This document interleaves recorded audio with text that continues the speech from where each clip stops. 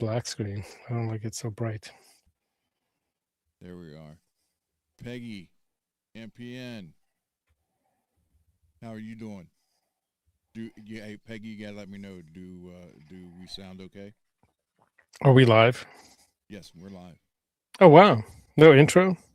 No, No we like don't have. okay, No, I didn't have one. Remember hold on. I'll get on the you. free. Here we go. Oh, the battery's dying. Oh my god. All right, that thing's Lewis, dying. Here we are. What's up, Lewis? can you, Peggy? Can you hear us? Okay. How's the vocals? How's the sound? Look at that. Lewis went from 3 to 2 to 1 in a shot like that. Dang. Wow. What's up, dudes? I'm on a Monday night. Look at that. I was hanging out in Ben Coombs' show earlier, Cool. making salad. Great sound. All right. Thank you, Lewis. All right. Do we sound equally loud, or is Does one on louder my than the side. other? Yeah, no, it does. That's the thing. It sounds different to us than it does to them. That's what's weird. Here, I'm gonna check it. Okay. Thing. It sounds different Go to ahead and us than check it. it does to them. That's what's weird. Here, I'm gonna check it. Okay. Thing. It sounds different to us than it does to them. That's going on a loop. Sounded okay to me though. Good. Great sound from Lewis. Peggy, MPN was here. MPN. Bay Area Rich. Hello, Rich. Rich, right on, dude. I know where Johnny's at. I don't think he can join us.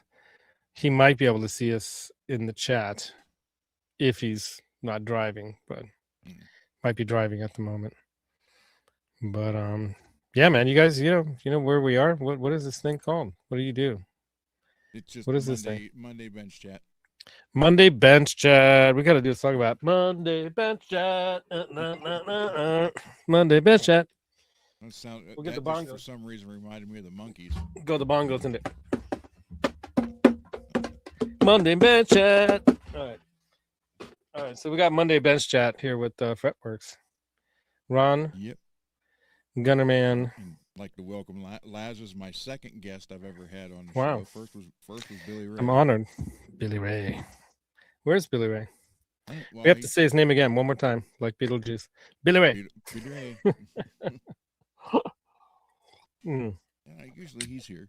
Yeah. So I wonder if you guys know why I'm here. Well, who knows? I was say, go ahead and tell them why you're here, and I'll pull this up front here.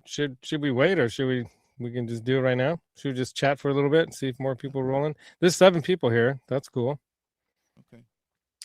Yeah, you guys see, there's a box right behind Ron there. There's Mr. Mick. There's Billy Ray. I knew it. So you just have to say his name 3 times, and up he pops. There he is.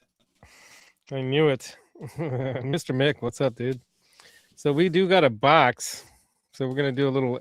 Is it ASMR? Asmir? Asmer. We're gonna do some Asmer tonight. Tim. Hey, Tim Rock. I got my my Go Juice. It's my Yellow Submarine concoction of tea and honey and a little bourbon for the throat. That's right. That's why I'm having bourbon in there. Mr. Mick. Hey, Mr. Mick. The thing said your box was delivered today. Ooh. Does he even know? Is he even home? Yeah, he should have got it. Now, Dane got his. Right on. Dane got a box. Yeah. I still haven't installed this yet. I haven't done a lot of stuff I need to do in here. Every day goes by so fast, man. It's like I have these plans, and somehow I can't get to them. Well, I got to the point where it's like, don't make plans because you can never do them. Well, I do that too. when you make them and you don't do them and you feel bad, so if you just don't make plans and you do it, you feel like you accomplished that. Yeah. Still accomplished nothing. At least Well, that way I Mr. could Mick say says he has I a had Peggy's I number had on. plans. I had me some plans, but didn't work out. Oh my god. Can't hear Ron. Okay, Peggy how's that? says. Is that any Oh better? god, it's like you just came back from the dead suddenly. Oh my Sorry god. about that. Yeah. Yeah, you need to be up on that mic like me. Well, Like I had it. Brian. I've had this where last time I was on your show, it sounded great. Yeah. Then I get on Right. Johnny's show, and he keeps telling me he can't hear anything. Okay. So he has me change everything. And then when I got back on here, I was like, well, I don't know if it's working yet or not. Sounds way different now. Did you hit a button or something? What'd you do? No, I just turned it up, the slider up a little bit. That's what you got to do. You got to slide that slider, slide it up, slide it in there. Oh my god! I was listening to a lot of different shows today. While I was out running about, my job that I had planned didn't work out. It fell through. Thank goodness, because otherwise I wouldn't even be able to do this right now. I'd be stuck in traffic right now driving home. But the lady called. There was a tragedy in the family apparently, and so the work is put off for a couple weeks now, which sucks, because then now you got to scramble for work that you were planning to do for a few days, and so I'm already busy on that. That's what I was out running around dealing with. But yeah, I thought I might have time to come in here and do some work on the studio, but no, never had that time. But someday in the future, someday I will. It's like I wish I could stop the world. There was this one movie in the 70s where the guy's magic power was that he had this pocket watch and he can click it, and then everyone was frozen except him and his that was girlfriend. Twilight Zone. Was it a Twilight Zone episode or was it a movie? That was Twilight Zone episode. It might have he ends been. up breaking the thing when everybody's froze. Oh, right on, Lewis. That's the year my wife was born. The year my I think my brother Andrew was born, and it is also the year that was when my first car that I ever owned with my own money, was born. My '69 Charger. It wasn't an official RT, but it did have that kind of a motor in it. The guy this guy was a Snap-on sales manager in the 80s, right? And he was getting divorced from my mom's friend, and I think my mom's friend and them probably owed my mom some money because they worked with her. There was always some kind of trade-off. She always got these things. I remember one time she got a Packard in trade of somebody owing her money, and it had those reverse opening doors, and it had the tray. It had the tray that came down from the front seat, and it was the great Poupon tray, and it was a right-handed steering wheel. Not a Packard, was it? Was it Bentley? That was the Bentley because it had a right-hand steering wheel. The Packard, she also had a Packard, but the Bentley was the right-handed steering wheel one. And I took a date to the prom in that. It was kind of cool. Long stories that go nowhere. Okay, we now have 15 people in here. Nice. You guys ready for this? You know what we're unboxing? So, yeah, take it away, Laz. All right, I will take it away. We are unboxing the amazing 1,000 subs giveaway Guitar Mod Squad Kramer Pacer Classic Guitar. Where's the clappy thing? Gotta be a better one. There's one that goes yay. Where's the yay one? That is. No, that's not it. There it is. Yay. It's actually saying goal because I got this in Germany at the airport. It sounds like yay to me, but it says goal. Oh, that's a burp. Anyway, I like this one because when you push another button, it overrides the previous one. Whereas with the red button box, this one you have to wait till it's done and then you can go to the next one. But this one's good. The alien box. I got all these online. I just started looking for them, and whenever one popped up, I'd get it. I got this one at a Barnes and Noble. It's a little Christmas one. And it doesn't really make a lot of good Christmas things, but this one's kind of cool. It almost sounds like Darth Vader saying ho ho ho. It's kind of a Christmas sounding like Jingle Bells thing. All right, we're getting off the topic again as usual. So we do have a guitar. It is the 1,000 subs giveaway guitar that I'm going to give away sometime in March. I think it might end up at the end of March with everything that's going on, and there's like so much busy stuff going on. My sister's band, we're doing a gig at Gallagher's bar over in Dublin, California, sister city to Dublin, Ireland, of course. And the thing is, man, with all this stuff going on, and we want to do this right, you know, I had all the parts and this guitar sent to Ron because, sure, I could have just bought something off the shelf, and it could have been like a $200-300 guitar, and everyone would have accepted that, sure, as a giveaway, right? You're like, yeah, 1,000 subs giveaway, people are gonna make anything bigger than that. But, but then I go crazy. Like, so I'm not rich or nothing. Don't think that either, man. I'm not even monetized, and I've gotten some great gifts from people on the channel, awesome gifts from viewers. But for the most part, it's been a labor of love and a big hole in my wallet for the most part. And my wife has hopes that I might make something out of it bigger than just a hobby. But hitting that 1,000 subs mark was a nice thing to finally hit after having done this for like 5-6 years now, roughly. And 2019 was the first time I did like any videos I posted up that were of any interest from when I went to NAM. And then the following year, I posted stuff up, and more, I started acting like a YouTuber or whatever, doing musical things. And you've seen this room. If you go back to those old videos, are on the playlist. It's pretty crazy. Some of them are so bad. The video is so bad, and everything is like terrible, And the room is so different and so terrible too. Not like terrible in a bad way, but just it's way cooler now. That's all I have to say. And I put a lot of effort and money into it and stuff, but we'll make something more out of it. But the bottom line is I wanted to thank you guys with something that was an appropriate thank you, and for hanging in there all these years and putting up with my coughing and my talking and all my crazy antics. And so this guitar is going to probably, when you figure shipping and everything into it, it's probably going to be valued at easily around $1,000. Right? It's going to be a unique guitar. And it's going to be a totally unique guitar because you can't buy what we're doing this thing off any shelf. There are guitars out there, I'm sure, that might do something like this, but not with the simplicity of the switching system that we're going to be doing. And it's not going to be simple for Ron to wire up, but it'll be easy enough for someone to change if they want to change some things on it. If they wanted to, they can take it to a tech and have them rewire it. But it is a Pacer Classic in this really cool red color. What do they call that red color? Does it have like any? Does it have any? I don't know. So I'm sure this didn't come in a case. So there's no case candy. I don't know if there's box candy. Is there such a thing? Well, we got an arm. It's the right color. It's that silver color.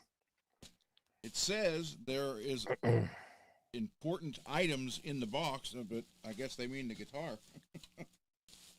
Oh, yeah. Wait, now there's a little. I'm sure they probably have it wrapped on it somehow, right?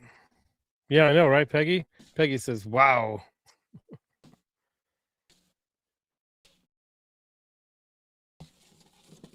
So, the likelihood that you more regular viewers are going to win this is high, because even though there's over 1,100 subscribers on the show now, you're going to have to be paying attention to the live streams and be involved in a live stream show. And I'm gonna definitely post it ahead of time for you all what day it's going to be on, but it's very likely going to be on a Thursday night, and it's very likely going to be a couple hours or more long. It'll be a lot of fun. And the reason why I'm saying it's probably going to happen more likely in the later part of March is because I'm going to LA for a show, for my sister's show. Again, they're playing at the Whiskey, taking my 80-year-old grandmother mom down there. My mom, she's a grandma now too, of course. And that's gonna be a weekend. And Brent's coming with me. Oh, look at that. Okay, cool. Talent, all access. What did it say? It's a pass. I can't click a button to make it bigger. Made to rock hard talent. Made to rock hard talent, all access pass. You get all access to talent now because you got a Kramer in your hands. There you go. All right, let's see what we got, then we'll put it on the bench.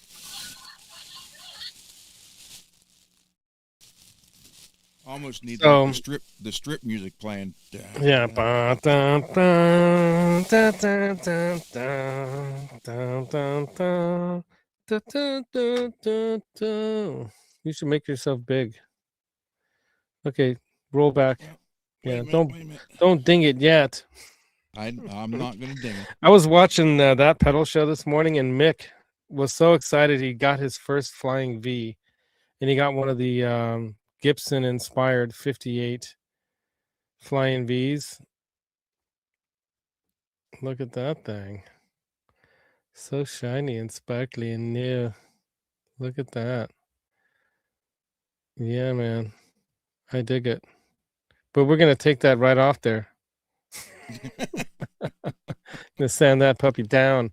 So the headstock is going to get sanded down so that it looks more like an era correct Van Halen-esque kind of a Kramer. And we're going to stick one of them stickers on there like you have it. I have it. I have mine here. I still have to put this on the Flying Pickle 5150. And the posts are lined up. That's good. Oh, that's an important thing. So the action's like really, really high. That's normal. Yeah. On guitars like that. How's the fret sprout situation? Worked on. Yeah, absolutely. Yep. Every single one of those that been opened by somebody that's done a review has said that. Hey, Derek Miracle, what's up, dude? Is that the Derek that I think it is? I gotta look at your channel. Hold on, now watch. Oh, I can't. How do I go to channel? No, it's a different Derek. Okay. Hey, he's got a 5150 looking thing over there too. Nice. Right on. I like your channel, dude. 11 subscribers. Everybody goes to subscribe to this guy. He has a Kramer Beretta vintage that he's talked about 4 years ago. That's cool. And then he's talked about that again 4 years later. Well, that might be a different one. I think it is. Well, it could be the same one. Anyway, right on. Welcome to the show, dude. So thank you, man. So this guitar is going to be a guitar giveaway for celebrating my 1,000 subs that I finally managed to garner from the YouTube with billions of people out there doing this. I'm still kind of proud of that. And considering how little time and effort I really put into the show, because even though I do put a lot of time into it, it's not like people put, their lives into this stuff. They go all out, and I can't do that. I'd be alone. No. Yeah, is there like some paper covering on there somewhere? No. Is that the fret buzz that we're hearing? Yeah. Wow. Even with the action that high? Yeah. Yeah. Wow. Okay, look down the neck. Yeah. Well, I did, and it looks fine. It's not warped. Okay. Not twisted. There's no twist. There. No twist, no warp. Yep. How do you like the feel of the neck? I hear that's got a satin finish, right? It does. I was just going to say the neck on this thing feels extremely nice. So, let me put it on the bench, then we'll get that camera. Let's do that. So those who've been following this topic, whatever, the last couple weeks, since NAMM, I finally broke the 1,000 at NAMM. Thank you, Rick Beato, for just talking up on stage and me videoing that, and I'm getting like, I don't know, let's look at that. Let's see how many views does that video have right now. I've got to look. Content. Let's see. It wasn't a short, it was just a video. Content. Playlist, view all.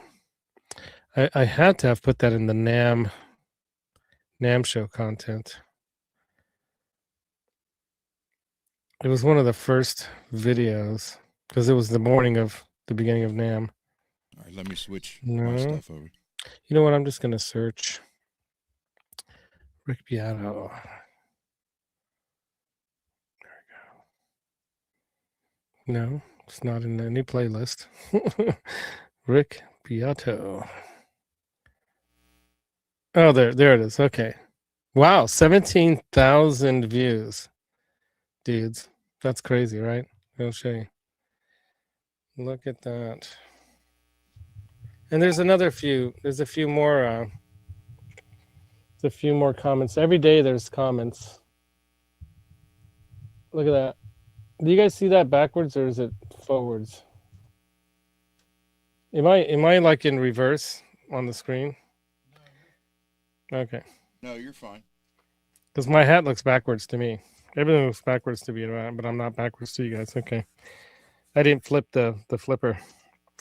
So yeah, that's my biggest ever video, and it's because I recorded Rick Beato getting a Music for Life award from the president at NAM on day 2 of NAM, which for us it was day 2. For everyone else it was day 1, but it was day 2 for me and Johnny and other people that were accepted as creators. So I got bumped up to creator this year, which is another plus. And so that's cool. I should be monetizing, right? Anyway, Peggy. Yeah, it's fine there, lads. Okay, good. You can't hear Ron. No, Ron disappeared. He's hiding under the desk. No, there's his hands. He's Now you coming should be back. able to hear me now. Oh, you're Oh, wait a buzzing minute. like whoa. It's the people next Hold door on. with their laser beams again. Do you have like some kind of a weird light on? Well, now it went away, but maybe your voice did too. So Ron's gonna be doing a deep dive inspection of this thing, which next to say the Beretta that you can get, I think this Pacer Classic is bottom of the price barrel for the made in China Kramer stuff. Now, this one typically retails for like $379, or you can find it sometimes for $299, and it was being blown out by Alto Music. Let me post them into the chat here. Can I post things into the chat like a website? You gave me a wrench, right? I think you gave me a wrench last time around, right? Yeah. Alto Music. Okay, let's go to Alto Music. I'll post their website, y'all. Yeah, President's Day weekend sale. So there's always a sale if you want to sell guitars. And here it is. So Alto Music, no affiliation, no, nobody's sponsoring me. None of that stuff has ever occurred. I am wearing, by the way, my Tessie Switch shirt because Rob hooked us up with the Tessie Switch gamer button for an momentary switcher. Well, I guess it's basically just an on off or kill switch, right? But gamer style, like pap, pap, pap, pap, pap, pap, pap, pap, pap, pap, you can smack it like that, like that. Super cool. These things are.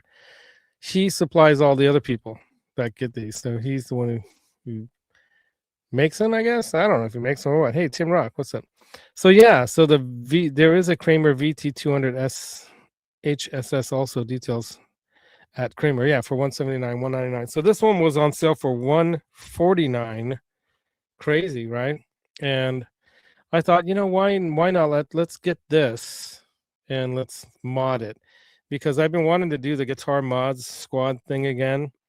It's really hard to say that, Guitar Mods Squad, because you guys are my mods squad. You guys are the squad, and I'm me and Ron are the ones doing the mods, and then you guys can show us your mods too. But the whole point is Ron knows what he's doing. I don't know anything about how to put guitars together. I mean, I always took mine to a tech and hey, it's broken, can you change the strings? No, not that bad, but I did learn how to do that. But having come from keyboards, it's not like you ever had to take your synthesizer in for tuning, right? And I didn't have like fancy Hammond B3s with Leslie's or any of that kind of stuff. I had a piano and I had that. Oh, your mic is terrible. I don't know what's happening. I know. Hold on. Okay.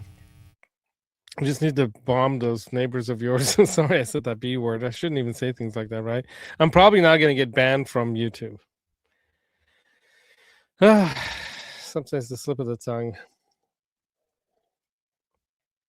When you're just joking around, but you got to be careful whatever you say nowadays, right? Yeah. Well, yeah, you do. Well, Mad Hatter, you might be able to win this guitar. This is the other microphone. Yeah, those tariffs, and right? I don't know why it's there's something wrong with it inside, and I can't find it. Well, why don't you get it the other microphone then? Or is it too far away? Maybe we just can't do it on the bench then.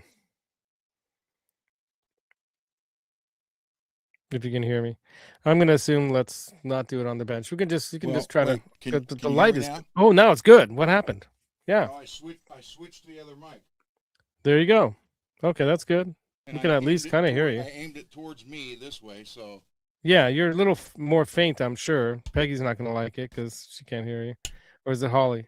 Is Holly even here? well, yeah. Holly's not. Hold on, let me. Holly's not here yet. Don't worry, she'll tell you what's wrong. I'm just kidding, Holly. We love your comments where you're always trying to help. I'm just messing with you. Don't be too sensitive now. I know sometimes our our far away, but I'm trying. yeah. You know, I can't. No, I can't. that's way better than it was before. Trust me. Yeah. It's Okay. fine. Yeah, way better. So the story is, I wanted to do a special kind of guitar mods squad giveaway where we're modding something. And there's a lot of controversy about this whole modding thing, like it's a waste of your money, and why not just buy a good guitar for that money? Because for $1,000, you buy a Schecter Sun Valley Super Shredder. I got mine for a little over $750, mind you. And then I traded it in for the $900 version that had the Sustainiatic in it. The thing is, man, you can spend that much money on a guitar like that, and I think that would probably be as good, if not better, than this guitar, but not with the things we're changing up on this thing. So what we're changing up on this thing is especially the wiring and the switching and the pickups. So in the bridge, we're going with a JB, but we're going with the Trembucker JB because it's got a Floyd. And you want that proper spacing of the strings and all, and covering, you want that. So it's going over the poles, not over the sides of the poles, right? So if you don't know about that, that's something I learned by doing my research on this guitar and learning about Eddie's early Kramers and learning about bridges and learning about the when I saw a Trembucker, I'm like, why would you need a different kind of, humbucker for trem? What's a Trembucker? And I'm learning about Trembuckers, and okay, it's because the spacing thing. Oh, that's why Eddie twisted his thing sideways so you can get some of the poles being picked up by the strings properly because of the spacing issue with the Floyd, right? I mean, why didn't they make the Floyd so it was narrower? That's my question. Floyd Rose. But was he playing a wide neck guitar when he was first making that thing? Anyway, but the thing is, it is what it is. I think all these Floyds are kind of the same size. The only differences are in the nut, right? You have some that are wider nut, like an R5 versus an R2. I assume there's R3s and 4s. There's all kinds. So, this one, I think that's on that guitar right there is an R2 nut. Did you check that? Are you going to measure things too? Hold on. Is this all the case candy that's coming with it, or is this all? Oh, this is all the stuff that we bought. Yeah. So we've got some Bournes made in England pots, 500K pots. They're both brand new volume pots, and they are push-pull pots because we want to be able to split them coils. Are we going to tap them coils, or are we going to split them coils? I'm assuming we're going to split them. I'm assuming that that's how those things are wired. It's not like a coil tap. It's a coil split, right? Or is it? Because I know there's a difference. I don't really know too much about the difference, but I know I know there's a difference. That is an R3 nut on here. What's that? It came with 3 nuts? That's weird. It's an R3. Hey, what's up, nut. Brian? An R3, so it's got an R3, not an R2. Okay. Yep. That's a little bit wider then. There you go. And from what I recall reading and doing my research, hey, Brian from Searching for Tone was just talking about this on a video today. Yeah, dude, that's the Pacer Classic in what color red is that thing called? Like a metallic sparkle. Yeah, what's the name of it though? I gotta look it up. Okay, I'm gonna go to Alto Music. Alto. We bought it from Alto Music. You've seen those on sale there, probably, dude. Right? I had Yeah. never heard about them. So Scarlet Red Sparkle, or metallic, not sparkle. Scarlet Red Metallic. And if you're able to get it, like get the, is there any way you can zoom in on the color? Wait a minute. Yeah. You can see it's got a real nice sparkle to it. It's cool. Got a So decal. it came with a decal even. Look at that, the Kramer decal. Oh, dude, we're gonna have to fight over that one. You can have it. Your guitar. This is actually cloth. Sorry. This is actually a cloth decal you take off, Mm. stick it on, and then there you go. We're at the NAM next. Oh, I see. Nah, we're gonna keep that. We should give the case candy to the winner. Don't you think? Here's the switch. Yeah. So I think the winner should get all the case candy with it, and even though we're not going to give away a case for it, we might give away a bag. I did get a really cheap free bag from Chris Buck when he sold me his Fender deluxe reverb that he bought in New York for his tour here. I bought it from him. He gave me a great price on that, dude. $1,200 for a 65 reissue, and it's a nice one. That was his word. It's a nice one. You know, it's right there. I don't know if you guys can see it, switch right here. but it's right next to. Yeah, you can kind of. Well, my mic was in the way. Let me show it again. Got a bunch of grip in the way. I try to put the kill switch right here. Yeah. My brother Andy thinks I'm his mom. Oh no, he's writing. Hi, mom. Can you do me a favor? Huh. Why in group chat?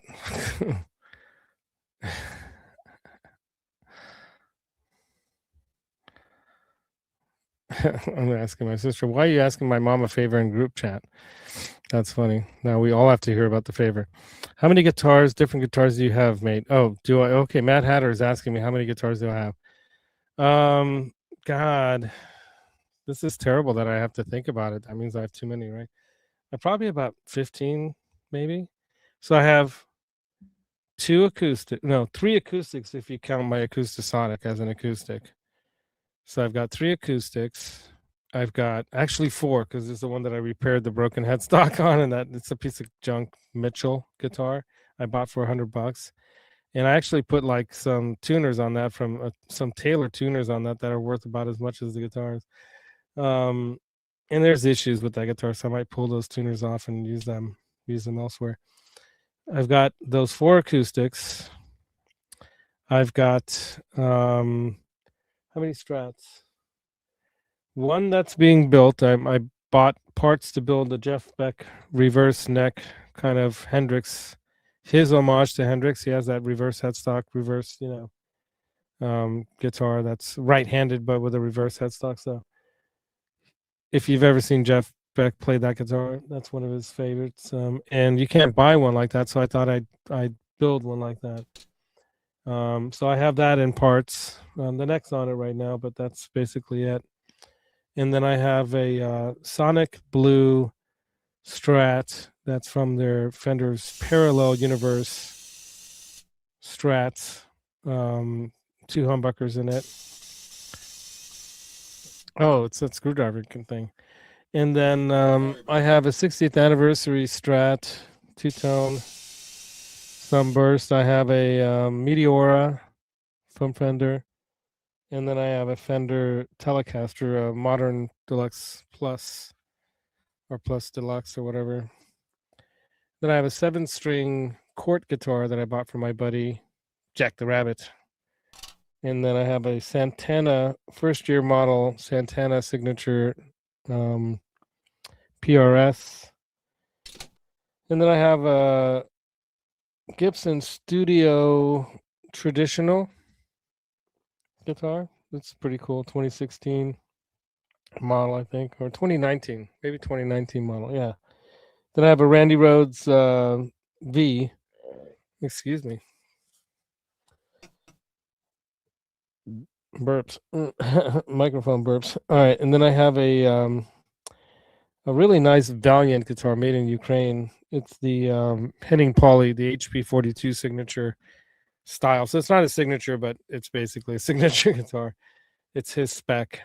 And then I have a Harley Benton Henning Pauly guitar that I won an option to buy it. Number 9. I got Love Potion number 9, I call it guitar. I name a lot of my guitars, by the way. I have an orange Gretsch double cut. I forget what number it is, but it's like, my idea of a Setzer-esque kind of thing, but it's not really. It's more like a 355 style, thinner bodied Gretsch. What do they call those? But it has the cloud inlays in it. Oh, Johnny says, have fun. Thanks, man. Thanks, Johnny. We always have fun. And let me see what else. I have a bass. I have, where am I at? Oh, I have a Schecter Super Sun Valley Super Shredder in white. I striped up like the black and white Frankie Van Halen guitar, so it's kind of funny that it's not a Fender style guitar, but it is a Strat style guitar with a Sustainiac in the neck.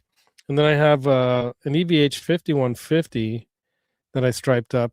It's one of those slime green ones, but I striped it up 5150 style with pinstriping, which is what we're going to do with this. We're going to use automotive pinstriping, black and white, over this red guitar. So it looks like maybe either the 1984 or maybe the 5150. But I think we should go like a 1984 just to be different. I don't know. That's the idea. Just to make this in that way, if someone doesn't want to have a Van Halen guitar, they can just pull the stripes off.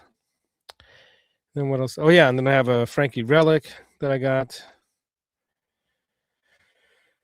I think that's it. Yeah, but I've been jonesing after a V again, like not a Randy Rhoads style V, but like a Gibson V, and those Epiphone like 58 ones that they're doing right now. Those are pretty cool for under $1,000.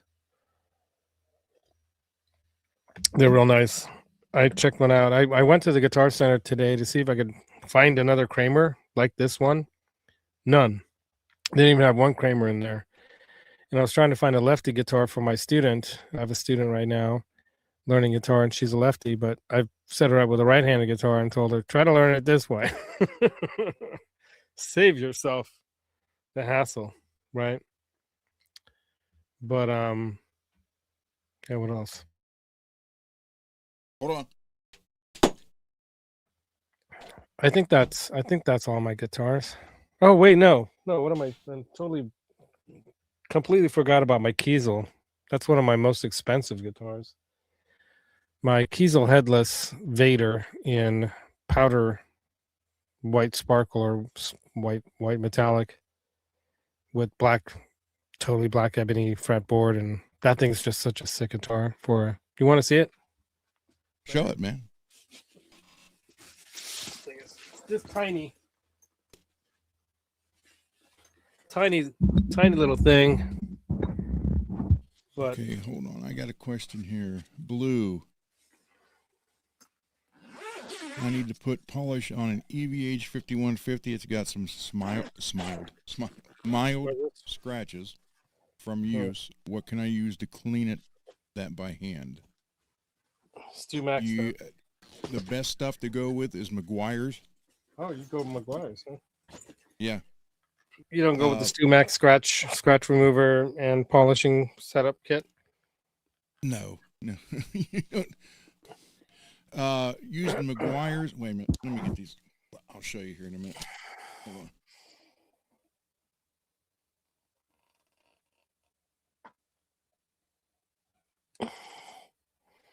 That's it. Look at how that thing shines. It's almost like a Pro, but it's not. It's so sick. It really is almost a perfect guitar for a headless guitar. It's like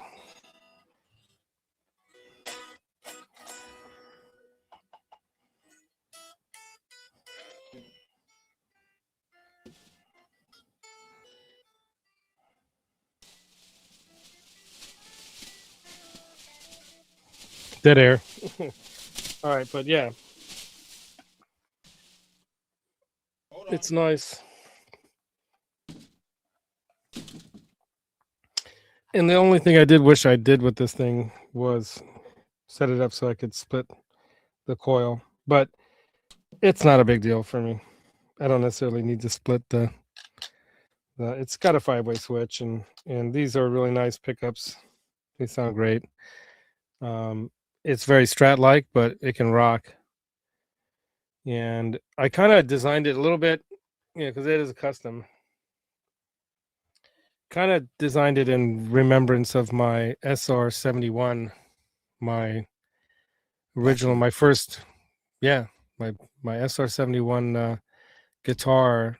If you don't know this, Gibson started doing super strats in the 80s because they had to keep up with the competition. Nobody wanted to buy old man Les Paul people stuff, There you go. Okay. Yeah. The ultimate compound car wax. There you go. Yeah, So go that'll with that'll this. take out the scratches and it'll Yep. buff it out, and then you use a Then when you're done buffer. with that, when you're done using this, because it'll strip any wax stuff off that was already on it, then go over it with this. Nice.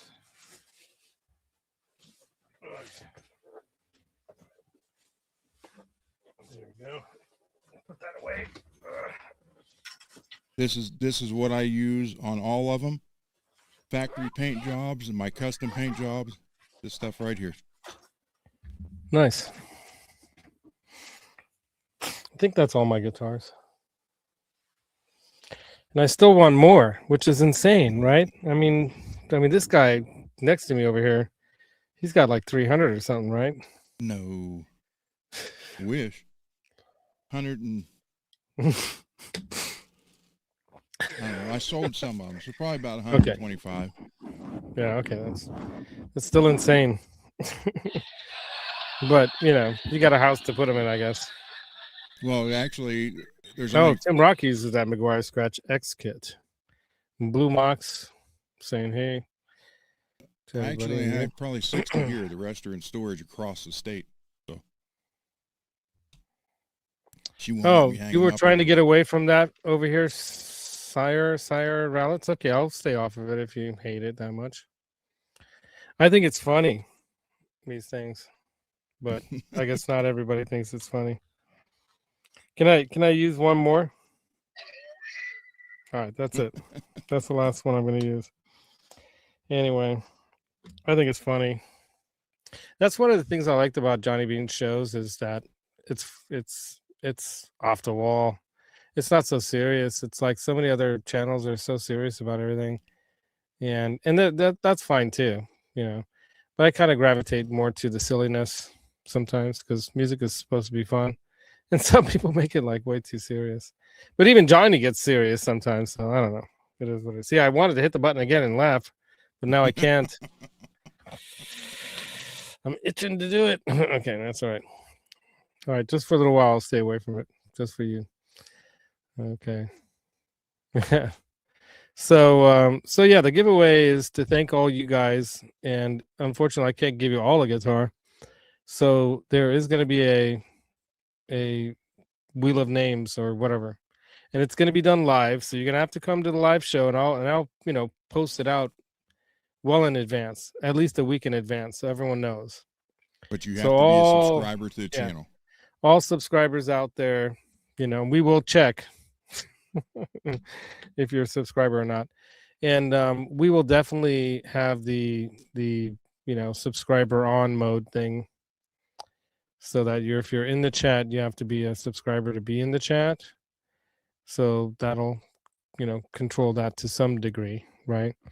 And then hopefully it won't be a crazy bunch of people that just clicked on because they saw giveaway and they joined right then and there and then they disappear, kind of thing. Hopefully it is going to be somebody that's been at least around a little bit, but then again, it's okay if it's a new subscriber, man. I mean, that's the whole point.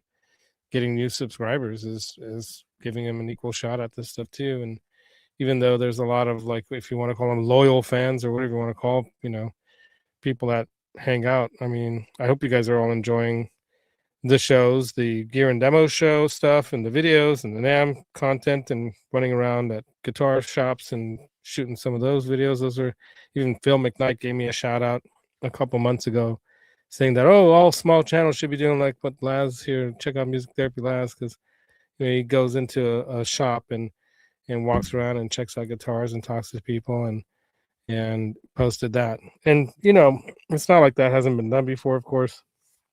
I've been watching like people like Shane in the Blues, super cool dude. He's done those kinds of guitar search Saturdays, but he's gone beyond the Saturdays thing. He's gone to some pretty cool stores, and he's a lefty, so it's kind of tricky for him to sometimes find stuff that he really wants. But he would have this alarm that would go meh, meh, meh, lefty alert, when he found a lefty in a guitar shop. But he knows his stuff, especially with the blues stuff. And I remember one time he put a wig on and he was Metal Shane for a day, or at least for a video. And I keep teasing him about, you got to bring Metal Shane back, man. But Shane's cool. But there's a lot of people that do, the walk into a store kind of thing. And it's a lot of fun. And there are a lot of shops around where I live in the San Francisco Bay Area. There's tons of small shops. So I've got to do more and more. Johnny, our friend Johnny Bean does those as often as he can too. And he kind of on his way to work, some of the work that he does outside of the YouTube thing, he stops at shops like the Guitar Center on a regular basis, or Starving Musician. I kept telling him, dude, you got to go to Showcase. That's on your way. You never stop at Showcase in Campbell. And he's like, oh yeah, I know that's. And I'm like, yeah, go there, man. You got to that place is great. That's where I bought my first guitar, my SR-71, my authentic Super Strat Gibson guitar. So the ones that they came out with before, the Gibsons, were the U2 double humbucker Strat style, authentic Strat, super Strats. And then the next reiterance, or whatever you want to call it, the next vein of that type of guitar was designed by Wayne Robert Charvel, the SR-71. And that was a cool guitar, and it was white with black parts like this one. So the only difference is this one doesn't have the black cover plates over the pickups. That one did. I have a picture of that guitar somewhere, but I'm going long. I'm going to be getting a call any minute now. I was telling Ron I have to leave at 7. People are going to call me because I work in property management, and I have an appointment with somebody at 7 o'clock. So well, we see what's on the guitar now. The new tuners, the 2 new pots, the switch, and we have the push-in handle coming for the Floyd. Go ahead and solo yourself and show it, can you? Or is it too late? You walked away from there, right? Yeah. Okay, that's fine. And then we got the pickups coming. Is he calling? Hi, I'll be right there. Hello? I'm here.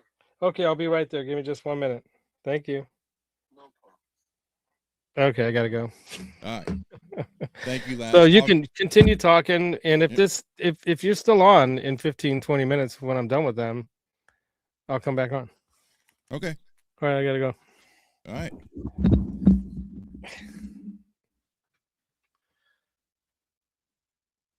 How do I take myself out? I can do it. All right, there we go. All right, so what we're going to put the pickups in that.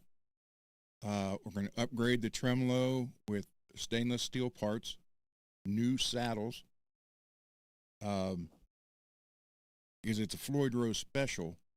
But like I've said before, the base of the special will work extremely well. Like my son-in-law beats the crap out of his to the point where he's even bent a bar, and I've had to put give him a new bar for it.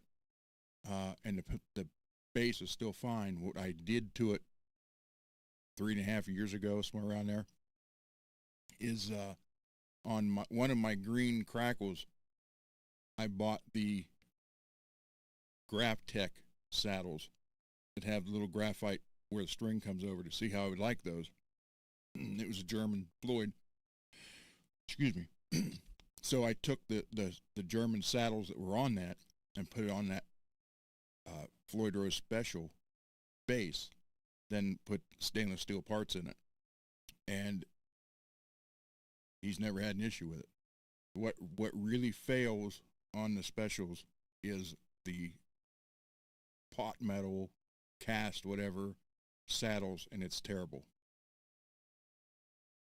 Let me make a screen a little littler so I can see where the chat went.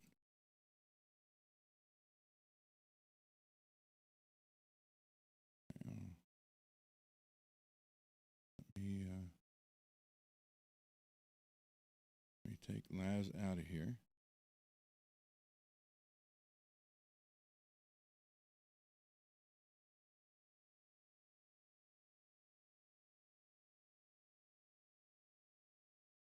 Okay, I want to remove chat or Laz, and it says Music Therapy Laz will remove from the studio. If you want to prevent this person from rejoining, you should ban them instead. No, I'm not going to ban him. All right, I got him out of there. Somewhere in here is the chat. Nope.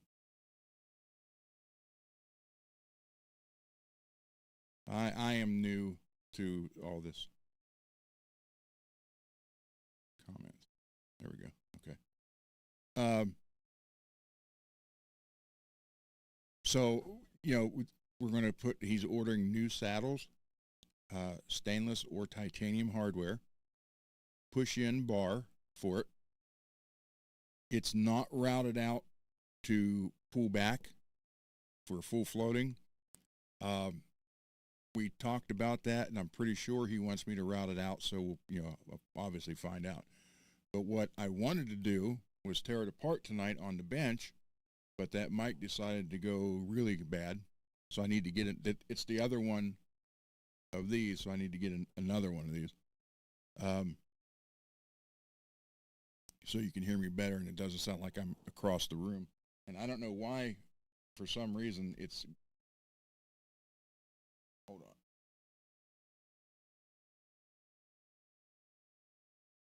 Somewhere in here.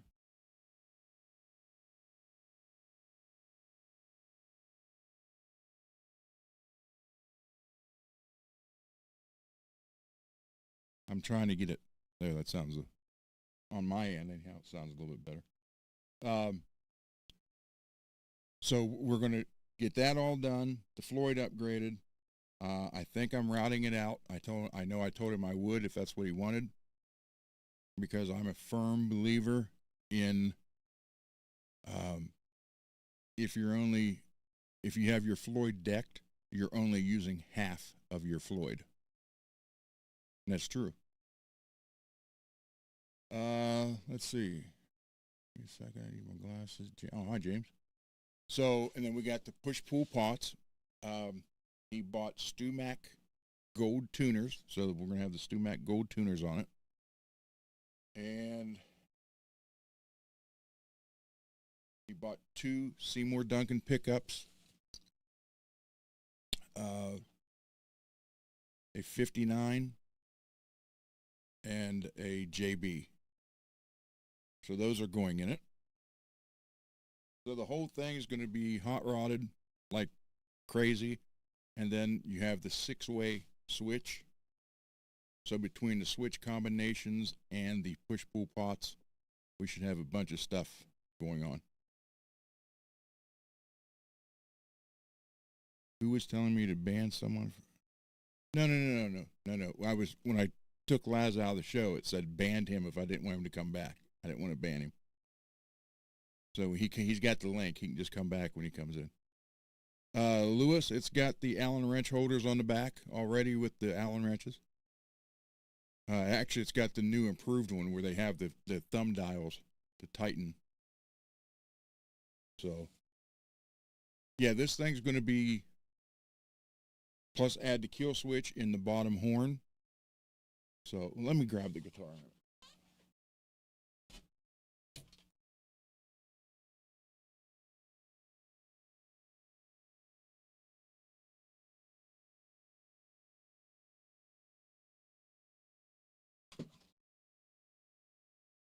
I was at the store the other day, and an elderly lady, and I'm going to be 61, So I remember when I was 30, elderly was in their 50s.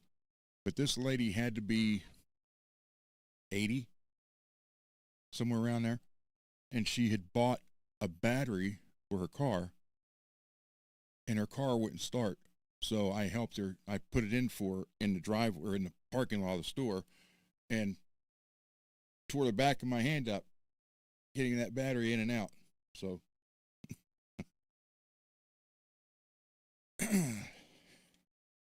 all right. So here's the guitar. So we're going to have push-pull pots, the 6-way switch. I'm going to put the kill switch right in this area. It will be upgraded with the good saddles, push in arm, stainless steel or titanium hardware, Seymour Duncan pickups. Then I'm going to tear it all apart. I'm going to do the fret ends, and I'm going to make sure it's all level, then recrown them and polish them. He wants me to sand the paint off the headstock because he wants it the natural maple. And then we have a black Kramer logo to put on it. So, yeah, here's the holder in the back.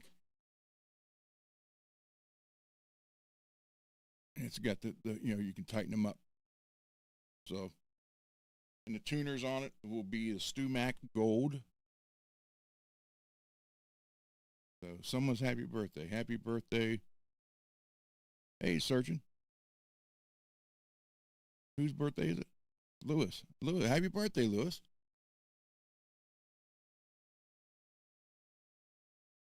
So this thing will be, you're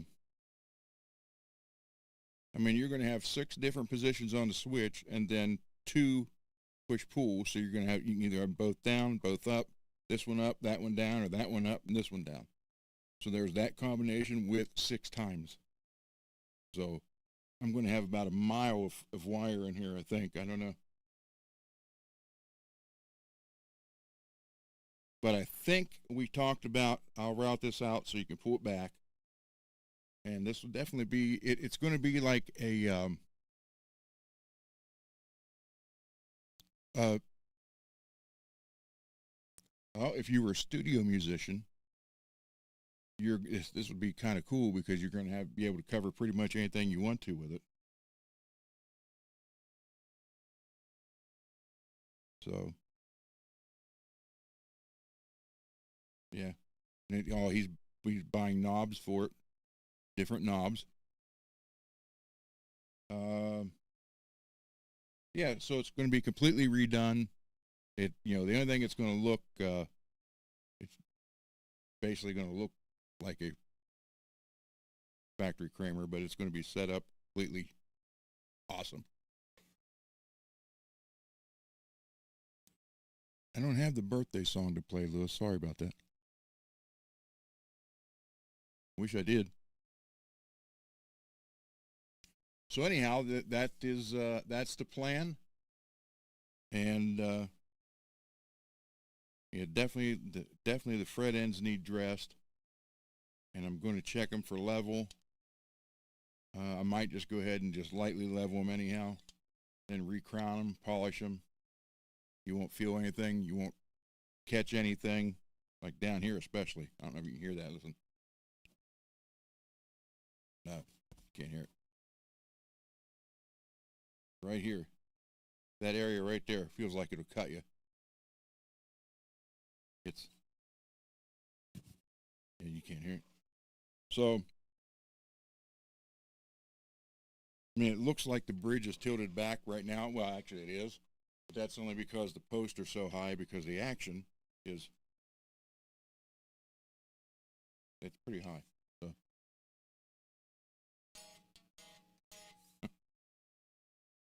So my original plan was start to take this apart tonight on the bench, but with the with the microphone messing up, I don't know if I can do that.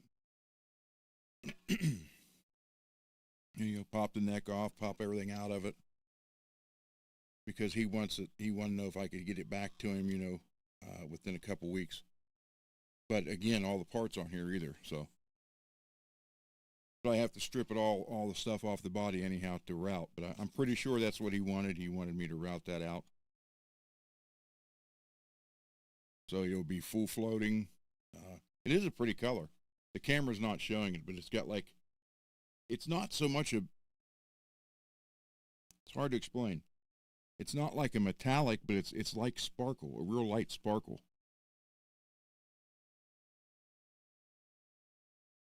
Oh, we got a fat brass.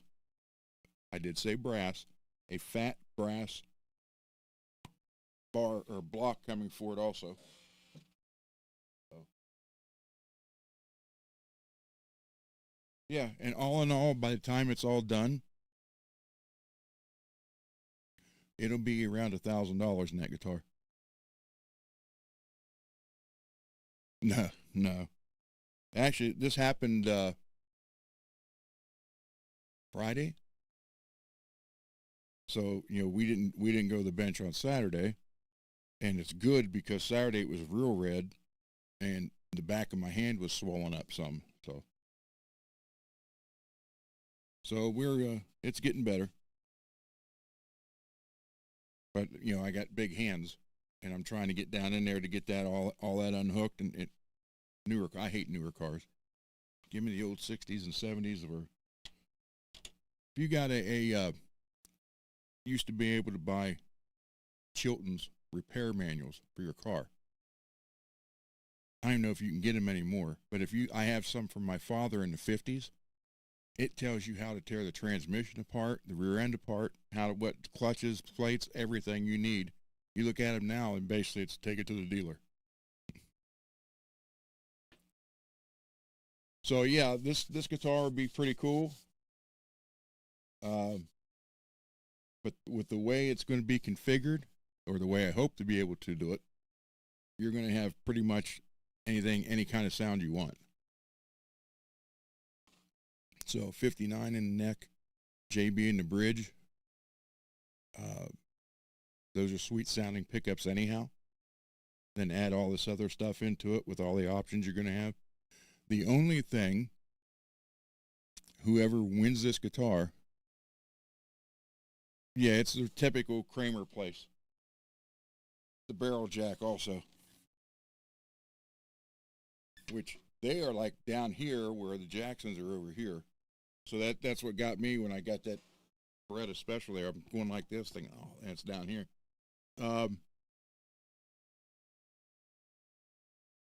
Yeah, it's gonna be nice.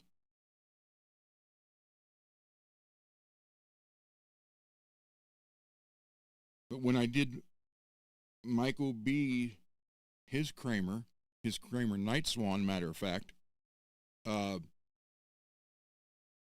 they have the humbucker here and here, nothing in the neck. So you got two just move that down to here. He had me put a neck pickup in the neck, single coil, and it had one switch, and I had to add another switch just like it. So there was a combination, and after I got it wired up, I wrote it down, typed it out.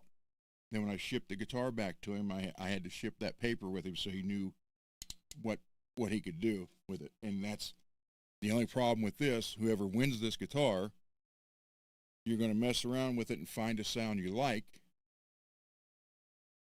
and then you're going to have to write down where everything was so you can remember, because this was going to have a lot more options.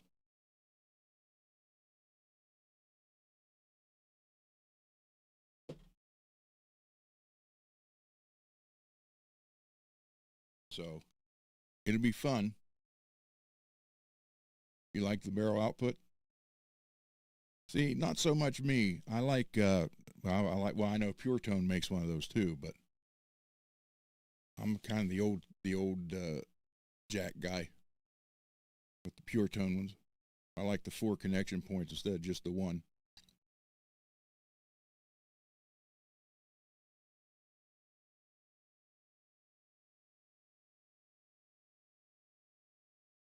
Cool. How many contact points? That's why I like the Pure Tone, because you have 4 spots. Excuse me. You have 4 spots of contact And again, it's not, if we've had plugged our guitar in, how many times are you playing when you stand on the chord and pop it out? Pure tone, it's kind of hard to do, but the fact that it's got the 4 contact points is what I really like about that. 3, okay, well, that's still better than the 1.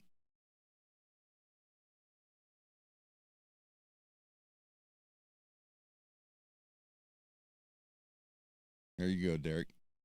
Hey, and I do want to thank, I got another package from Bay Area Rich today that a bunch of acoustic parts, which is good because even though I can do acoustics, I'm known as the Floyd guy in this, 100-mile area. And I don't get to work on that many acoustics anymore. I usually get 1 or 2 a year. And when I get it, usually I run to I don't go to my aunt's store because that's like 45 minutes away there. I got one that's 20 minutes away from me. So I'll go there and get what I need. And I never thought about having parts on hand for an acoustic. And that's what Rich did. Rich sent some parts, bought them, had them shipped here. They came in last week. You saw the video. Today, the acoustic stuff came in. And he said there's another package coming Wednesday. So thank you, Rich, Derek, Greasy, MPN, Brian. Wow. Torson, I know he's not here. All you guys who's donated parts. Laz sent me a bunch of Fender tuners once. So, and then whatever I take off here, I get to keep to use on anything else, including these white pickups. So, I assume they're Kramer pickups. Well, I'll be Kramer Gibson. They might not be. But, yeah, so I'll have these 3 knobs, these pickups, the special saddles, which they are special, and then these tuners. So I just want to thank everybody who's donated because I've said it a million times. It means a lot. Thank you, guys.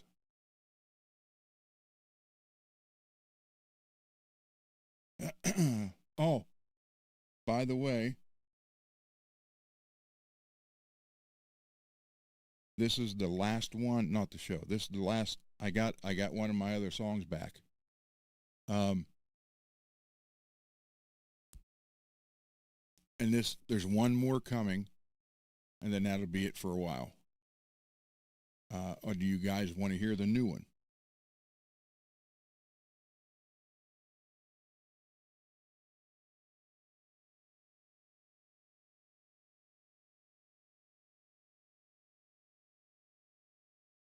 There you go, man. That'll work. Okay, this one is called Alone in the Echo. What it's about, and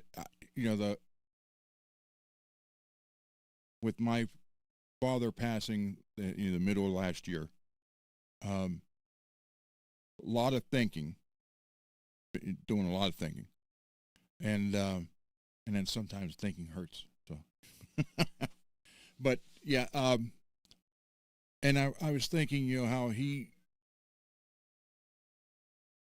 I know he had some stuff unfinished, and but he had grandkids. I don't have any, at least not yet. And again, that's why I started doing the whole music thing, was so there's always something there, because again, all this stuff can be stolen or sold, and then whatever, it's gone. So, but if you do a song, or in my case, it ended up being a whole album pretty much, once you release it, it's out there. It's, no one can take it away. So I was thinking about that, and then I remembered I was watching, had YouTube on a bunch of music videos, and then Ordinary Man came on from Ozzy, which, he didn't want to die in Ordinary Man, which he didn't. So I kind of wrote one in that vein, and it's called Alone in the Echo. I did not put the keyboards in it. Mark did that. The producer, he's also a keyboard player, and I think he played a bunch of stuff. And he's got a group of backup singers that work at his studio.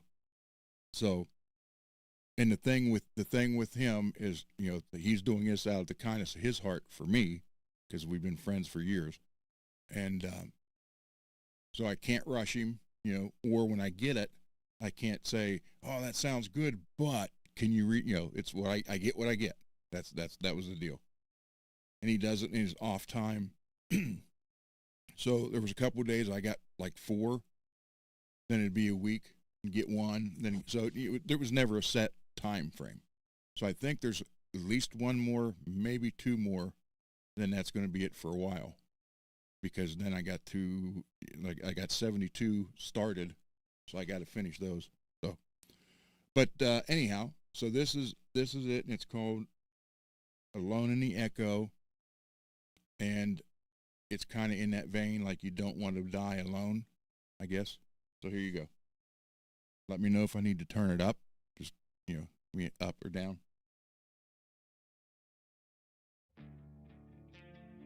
All right.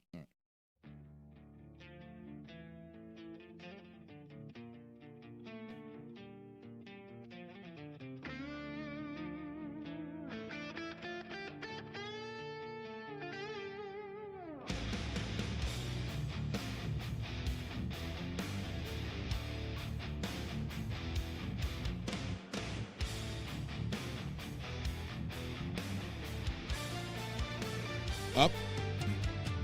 The dust settles on a worn out wooden floor, the shadow of a man behind a locked door. I watch the seasons change through a cracked pane, counting every drop of the cold winter rain. There is a hollow sound in the empty hall, waiting for a voice or that phantom's call.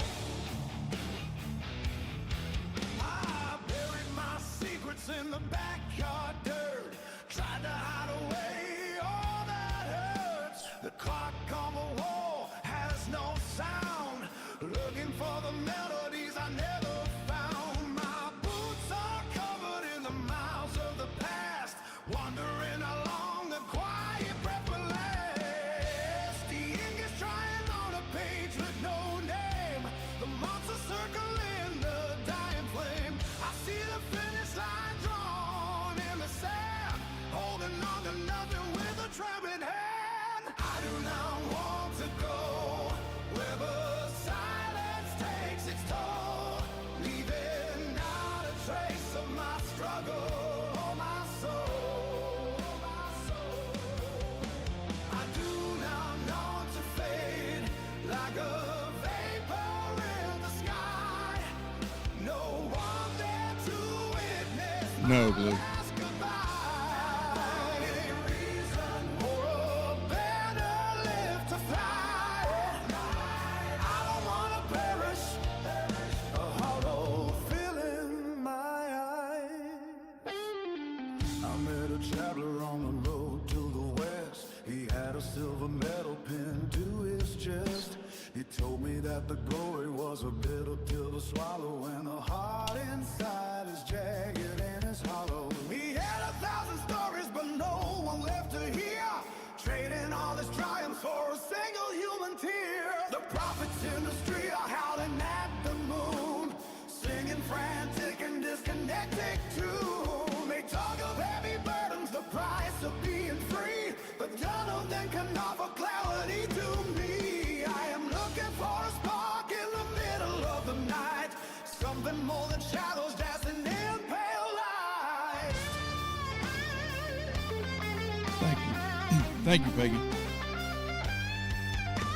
The ink is drying on a stage with no dame, the monster circle in the dying flame. Yeah, he's here. I see the finish line drawn in the sand, holding on to nothing with a trembling hand. I do not want to go Sounds great, huh, you guys? where the silence Thank you. takes its toll, leaving not a trace of my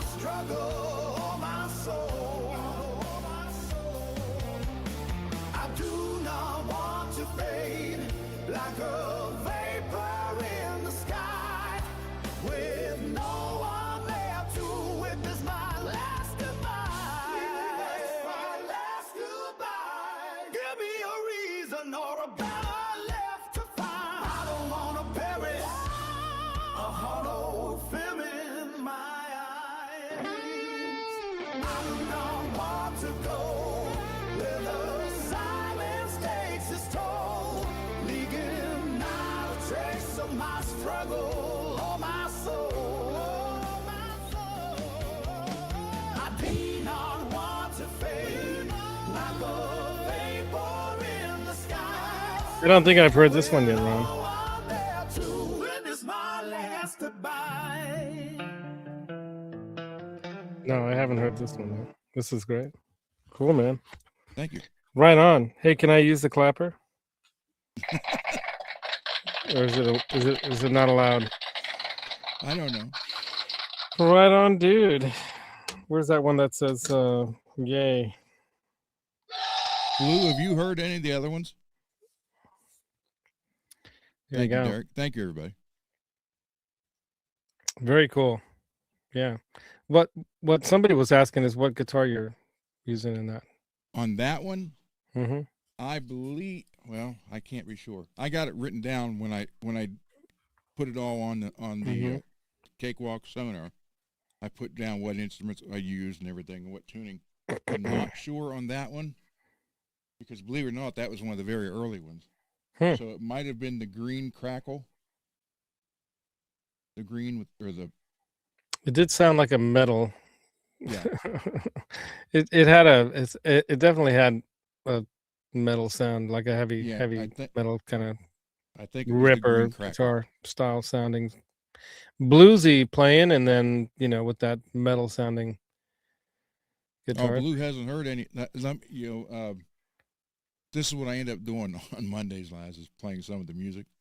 Right. Because I don't have to worry about it. I'm not monetized, and it's my own music Mhm. anyhow. So, Yeah. all right, Blue. Let me. Yeah, you got to put them up on Bandcamp, or what is it called? SoundCloud. I found a new one today. All right, Blue. Here is the here's my actually phone the in. first one I got back. It's called Jack the Ripper. Mm-hmm. Yeah, I've heard this one.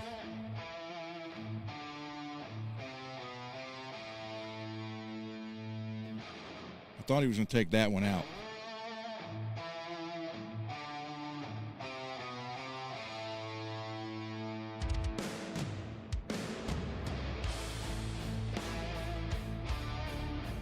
I think this is the first one you had me listen to, wasn't it? Yeah, it's the first one I gave. I think it was. Yeah. I really liked it. I'm like, man, who's singing that? I thought it was AI or something because I'm like, this is too good.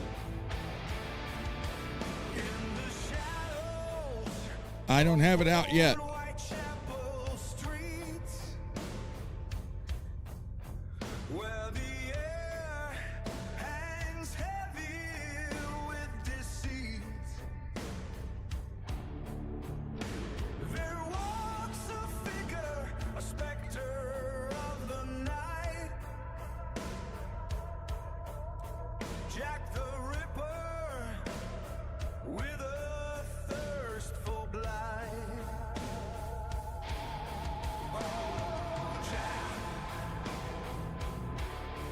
Jack the Ripper, with your blade so keen and sinister,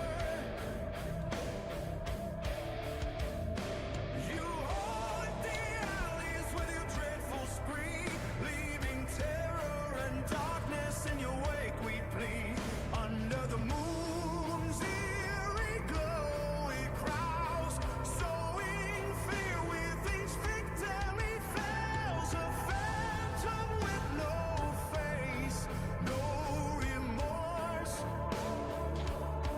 leaving behind a trail of remorse. There's the packaging material. There's the ASMR for y'all.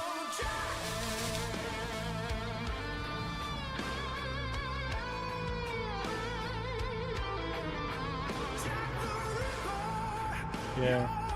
Yeah, that thing looks sick, dude. The hollow flash on that. Came out great. In the heart of London, you wield your knife, a grim reaper, stealing innocent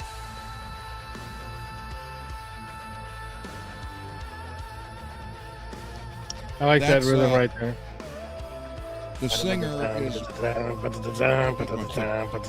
our old, one of the singer we had when we got signed. Nice. Oh, my sweetie's on in my studio. Yeah.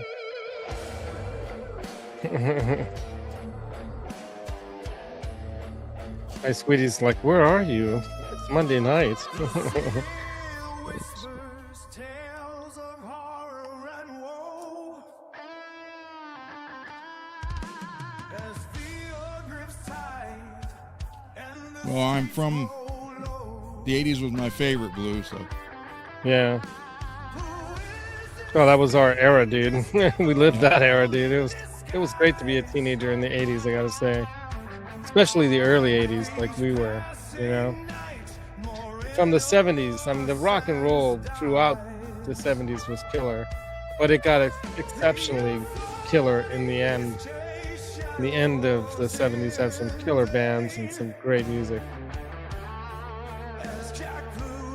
And then the 80s, of course. Eludes every chain. A ghastly legend, a nightmare's birth, spreading terror throughout the earth. So Kevin is now 57 years old, the guy you're listening to Listen to sing that to. guy singing, man. I wish I could sing like that. Damn. In the annals of history, you're a grim reaper. Your name forever etched in blood and fear. A dark specter Ian. never disappear. So lock your doors and close your eyesight. For Jack the Ripper Dwight. roams the night. In the shadows, he waits his Is that Dwight the Hitman Bailey? a nightmare haunting underground. Oh my god. Hey, Dwight, what's happening? Dwight Bailey, the Dwight. Hitman. James Zaccagnini, what's up, dude? Yeah, it sounds great, man. And I can imagine that, like, not through StreamYard, sounding, way better than it does through, like, a compressed StreamYard thing. If, like, you posted it up on YouTube with, the full sound, like the right, everything going 100%, yeah. So I don't have them released yet. They will. I will let everybody know when, and they will be on Spotify and I guess Apple Music, wherever all those places put them. And the band name, because this is my own project. This has nothing to do with the band from years ago, other than the fact that most of the people wanted it from the other band. But the band name, and here is, let's see. Here's the logo. It's called the name of the band. It's going to be listed under "Dying to Play." Dying to Play. Yep, and that'll be the logo. Almost like my sister's band. Dying to Play, and you see the guitar Then die. laying on the grave. Oh yeah, with the and it says skeleton there. Dying to Play, and then that's actually not roots. That's a skeleton. So that would Yeah, be I thought I saw that. Yeah, skeleton there. that will be the photo for the band, I guess. Why does it say right under Dying to Play the Ding? I don't know. I think Or is it's that supposed to be say the dying. dying, but but it's like the messed Y up. is kind of Yeah, Well, if it was like an AI created photo, that might be was why. yes. Yeah, that can cause that to happen. Like there's this picture of our friend Johnny where it looks like he has 6 fingers. A recent one, I'm like, this looks so weird. Anyway, So anyhow, that will be the cover that will be on there. don't forget to like the video, you guys. I just realized I hadn't liked it yet. I was number 13, lucky number 13 like. Blue, I have, I don't want to go through all of them, but I do have. I had four. I had four. I think I heard 2 or 3, and then this recent one. I had. I wrote 4 songs about serial killers. And, We watched all that stuff. Did you? Oh yeah, my wife and I watched because her dad was a cop, you know, and I'm into psychology and neuroscience and brains of people and why they do the crazy things they do, and trying to understand that, where there are some people that they've cured by removing certain part of the brain that suddenly no more voices, no more urges to want to do weird crazy things. Hmm. It's wild. There's real science behind this, but part of the problem is that we want to punish those who've done harm to others, right? And what if you're able to remove the thing that made them bad, if you want to call it that? Yep. And should they be free or not? So that's the controversy about it because Well, yeah, know. that's the whole thing with Ed Gein. Hmm. But yeah, no, Blue. I did I did 4 about serial killers, and Jack the Ripper was the very first one. Then I did one on H.H. Holmes. Yeah, you were telling me about that guy, and Yeah, it's called The Devil's Blueprint. And then I did the next one. The third one was on Lizzie Borden, and I call it Lizzie's Lie. yeah. And then I did one on Ed Gein. It's called Plainfield's Monster. And the Lizzie one and the Ed Gein one, I tried to do play a lot different than my normal style, which is, I mean, you can definitely tell. I've had people tell me a lot that, you can definitely tell you're a Black Sabbath fan because it's bluesy metal type thing. And I mean, I just grew up on Sabbath. And we end up being, Makes sense. what we listen to, emulating that. You can't help that. And then I usually write about either what I know and studied or that I've lived through. So I did one about being on the road. And one night when Cole, my son, and who's the founder of Faith and Failure and lead guitar player, lead songwriter, he was on Johnny's show one night. They were interviewing the band, and I'd always said I missed, almost the first 2 years of his life, and he was like more like 4, Dad. So Wow. so because we were always out playing all over the place. Yeah. So I wrote a song called "Road of Fire and Tears." It's about being on the road. There's lines in there like letters unread, photos fade, promises broken. So I wrote about that, and then I hope my wife's not listening. I did one on a one-night stand I had in 1984. What? Before I ever started dating her. Well, she knows about that though. Yeah, well, She does now. and it's called One Night Eternal. Mm-hmm. And I, to this day, have no idea who the girl was. Yeah, that's funny. It wasn't like 2 ships passing in the night. It was one night eternal. Wow. Must have been memorable. Yeah, it was. There you go. Well, So- there are those nights. So I did that, and that's the difference with, I know men remember that stuff. I don't know if women do, or if they think about it like we I'm did. sure they do. Maybe they think about it in a different way. So, but Blue, if you're here, I can do a couple more, and that I don't want to do too many more, but I'm looking at all the Kramers on Alto Music's website. Sorry. They have some lefties. I'll do the one night, the One Night Eternal, which is about the one night stand. No, I think you did share that one with me, didn't you? Yeah, I think I did too. Yeah, because I recognize they have a bunch of lefties.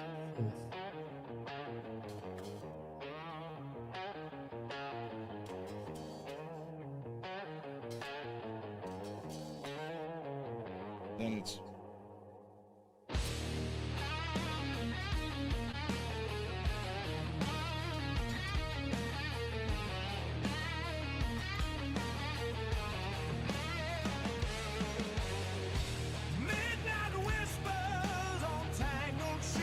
Yeah, I remember this song.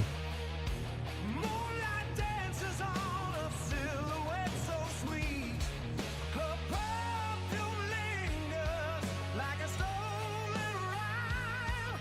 A fleeting touch that defies time. She moves like smoke through my fingertips. Every glance a promise on her parted lips. No names exchanged in the candle's glow. Just two shadows melting slow. Then the dark comes creeping in, turning magic back to sin. Her dress slides on like midnight sun, leaving just the scent of where she's been. Oh, one night eternal in my veins, a ghost in the chains of morning rain. Every street light, every passing train, I'll chase your shadow I know. through the pain.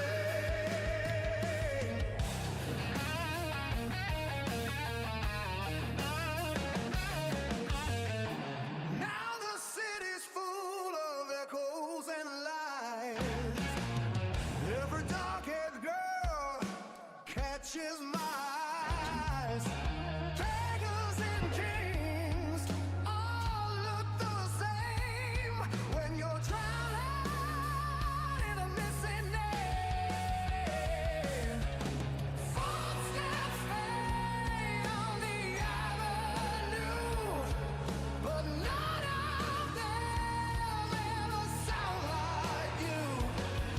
The bartender pours another wound while the jukebox And then- plays a forgotten tune. Oh, one night eternal in my veins, a ghost in the chains of morning rain. Every street lamp, every Mike. passing train, I'll chase Can't do your it. shadow through the pain.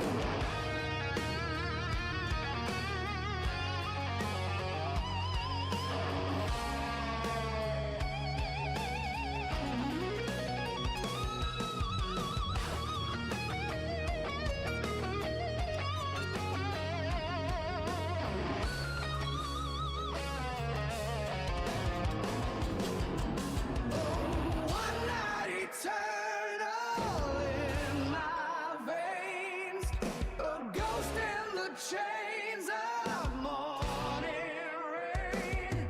Every street line, every passing train, I'll chase your shadow through the pain.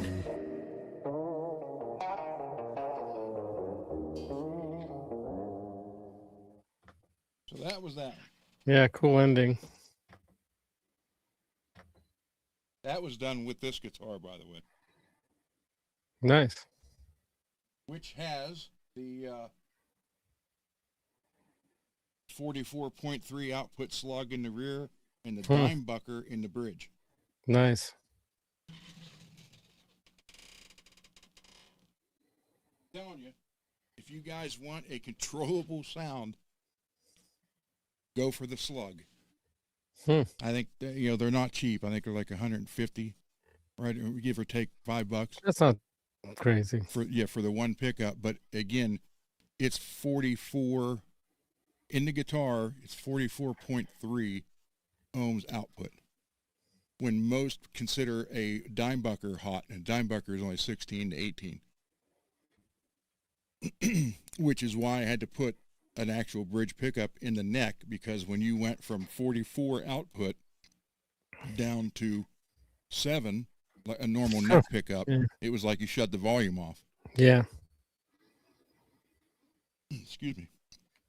So, yeah, and so I put the dime bucker in there. I didn't turn it around. I put it in just like it would be in the bridge, which gives that guitar a very unique sound when you flip it on the neck or both of them together.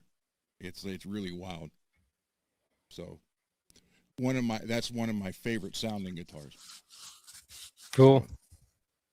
But some of the new songs I'm working on, I am using my new mirrored guitar that I got from Greasy Monkey. Thank you, sir. Made me a deal on that. Right on, Greasy Monkey. Yeah, Mad Dime Bucker's in the bridge, not turned around. It's the right. Yeah. So we got north and north, not north and south. So that that was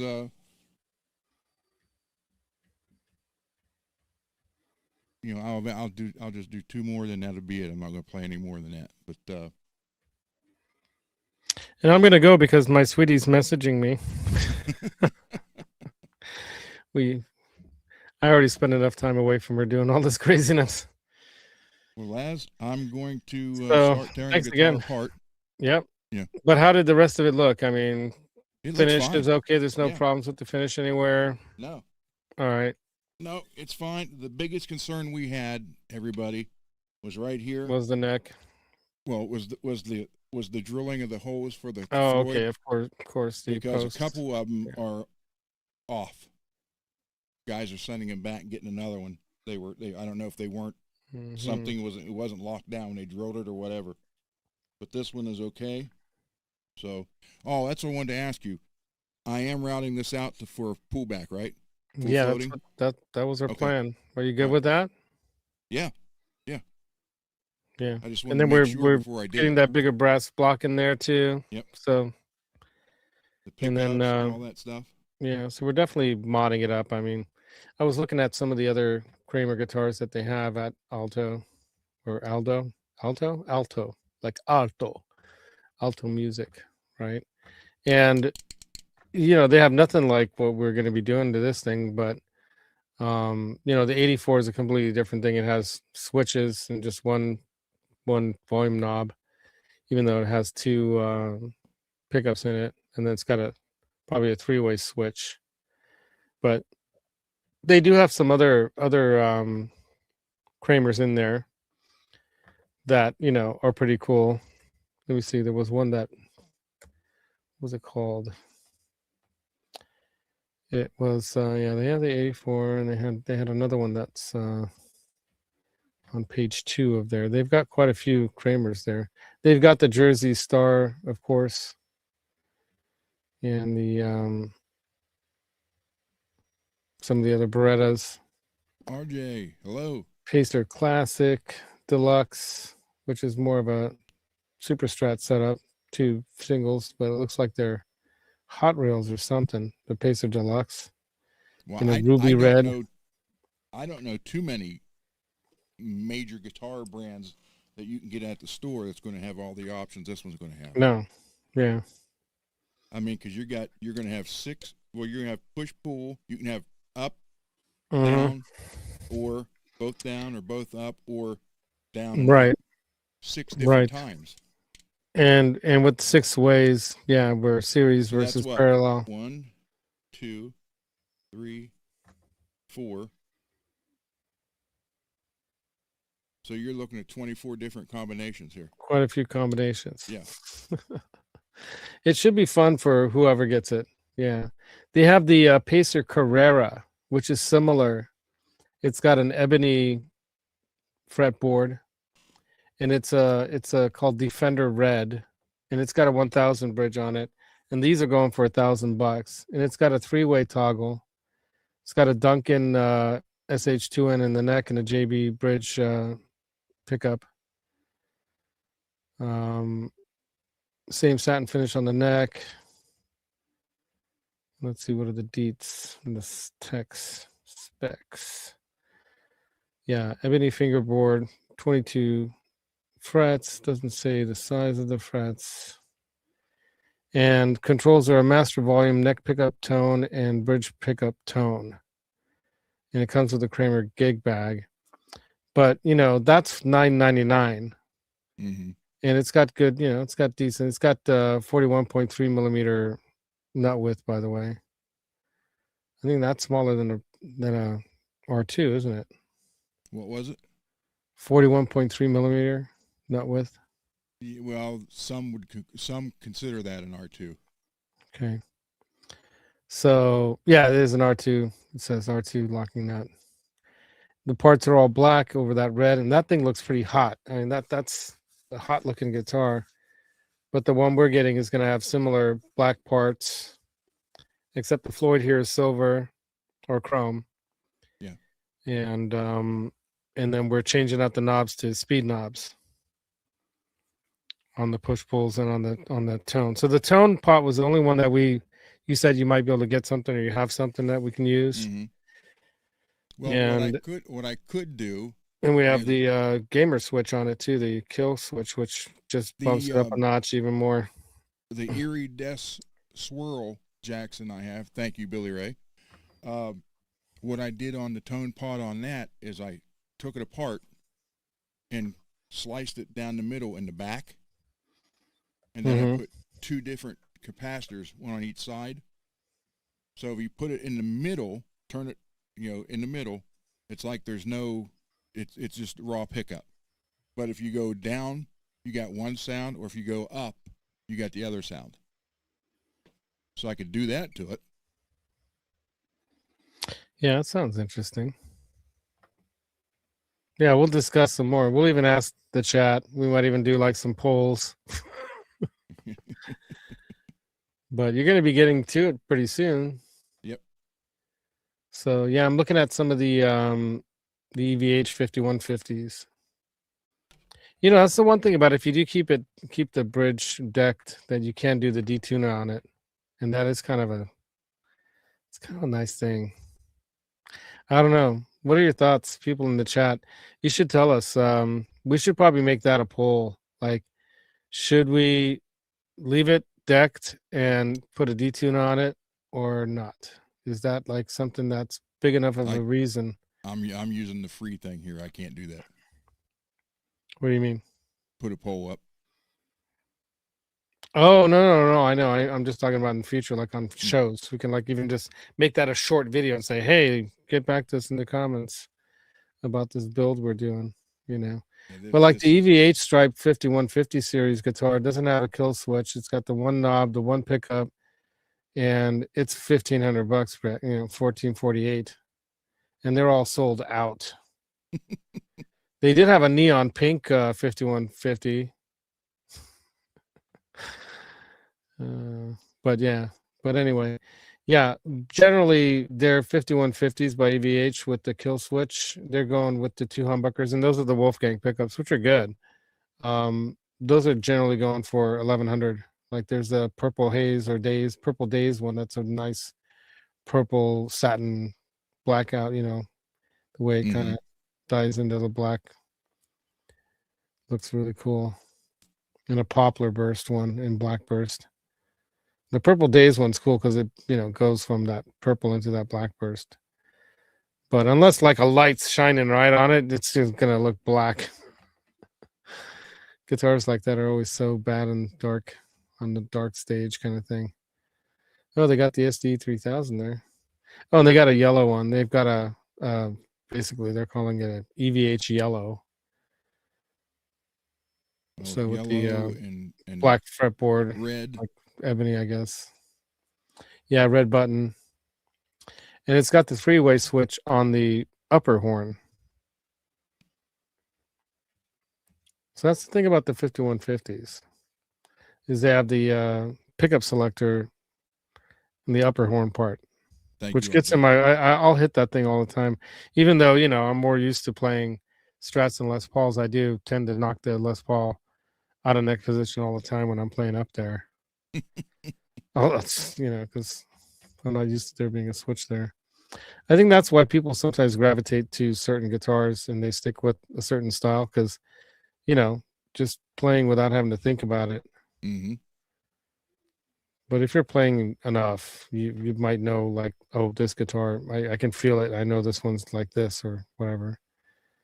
Well, But, that's why the Randy's, the very first Jackson, the white Concorde, is Mhm. actually laid out like a Les Paul, exactly right. Yeah, that makes sense. and so is the Sandoval. Yep. So, All right, I'm gonna go. I'm gonna go again. All right. Thanks so much for having me on your show, Ron, problem. and for unboxing the guitar you're working on. Thanks for doing the work on it. It's gonna be a fun giveaway. I'm looking for. I can't wait to see whoever wins it when they Yeah. get it and I come hope. on the show. Yeah, man. Yeah, that's what we got to do that too, right? We got to have them on the Mhm. show. There you go. So that's gonna be fun. Definitely. All right, man. Thanks so much. You rock. Everybody out there, Thank you all you. rock. It's a bunch of RJ's Caves here too. Cool. Right on. You got a good group of people in here, dude. People popping in and out. Yep. All right. And don't forget to support each other. You know, if you've got a channel with shows, let people know. We'll try to support you. Like, you know, Brian, he's got a show or does shows. No, I'm not sure who else. Does Billy Ray? I think Billy Ray does something, doesn't he? He's going to. Oh, okay. He's got 2 subscribers, so he's grown. He's still growing his channel. Just in the beginnings. It's a lot. Blue, all you gotta do is be a subscriber to Laz's channel. Yeah, you want me to put it in the chat? Yeah, go ahead. Let me see. How do I do that? I'm almost never a guest. All right. How do I? Okay. Wait a minute. Go to Google account. No. Switch account. No. How do I go to my channel and choose that to share? Just type it. Just type it in. You know what? Because I'm in studio. Because I have your show on my phone. Mm. All right. Hold on. All right. Wait a minute. Okay. Music therapy labs. There I am. View channel. Share. Hey, look at that. There's a link and everything. And I got to go back. There you go. Oh, here I am. Here I am. Okay. And then here we go. And here it is. There I am. The first thing that'll happen when you first go to that channel is I'll be playing an acoustic classical in my patio during COVID summer, entertaining the the people in the complex here. What was I playing there? I think that's is that one of my originals? Oh, is that the one that I'm calling it the Johnny Bean the song where he's walking his dog? The Howie Bean song? I think I did rename that song the Howie Bean song. There's a long story to that. It's pretty funny.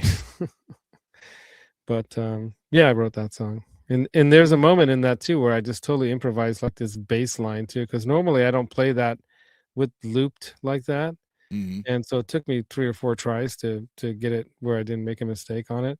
And for whatever reason, I decided to just off the cuff just throw in this like another like section that I never did before, just live on the recording there, and it turned out really cool.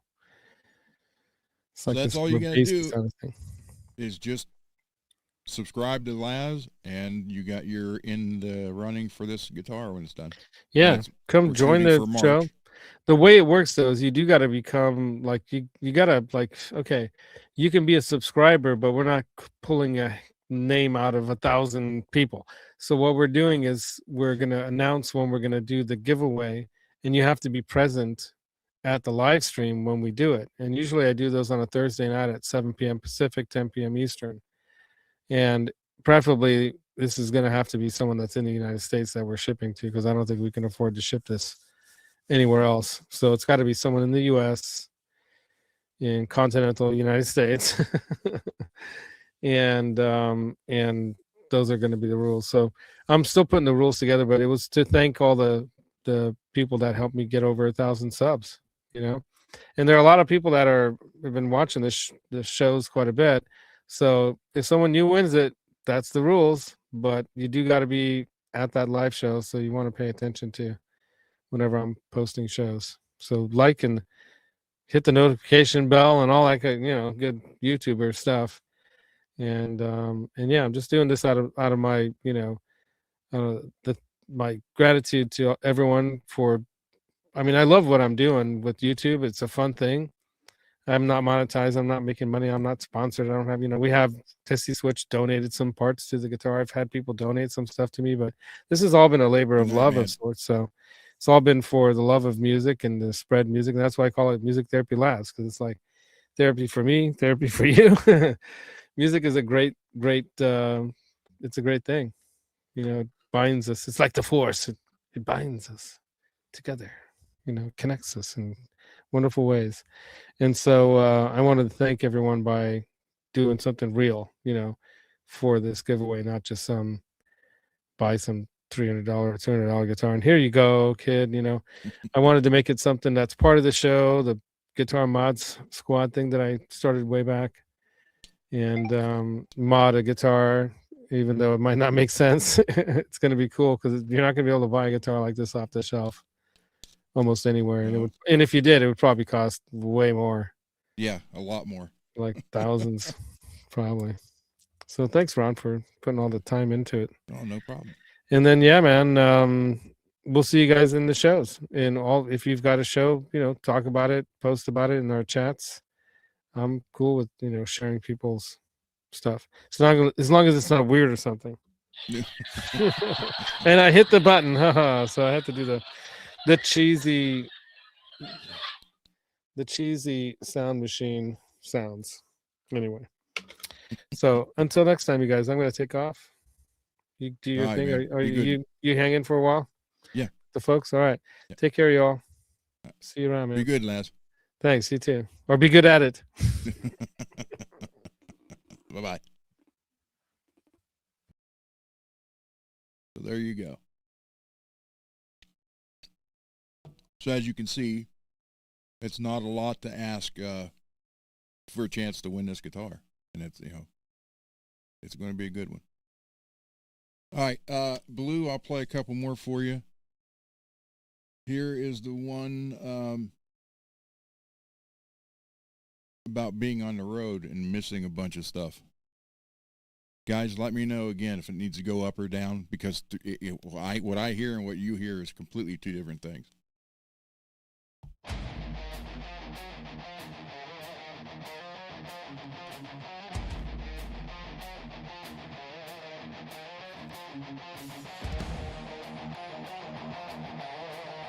Again, the 80s was my time, man.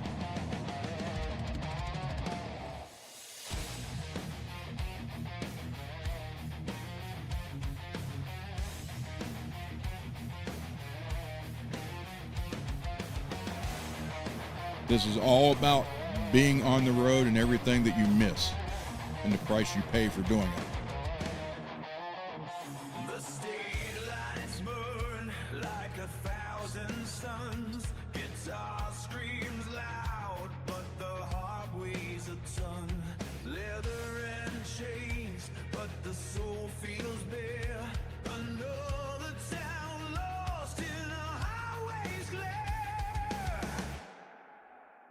The crowd roars wild, but the silence remains in every hotel. In the echoes of pain, letters unread, photographs fade, promises broken, the price that we pay. Oh, it's road of fire and tears. Is that better?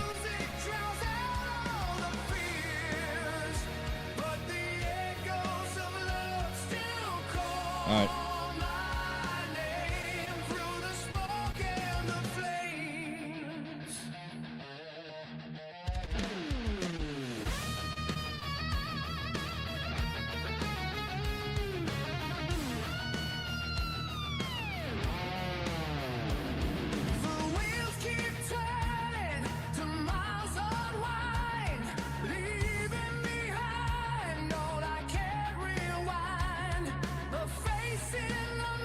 Thank you, James.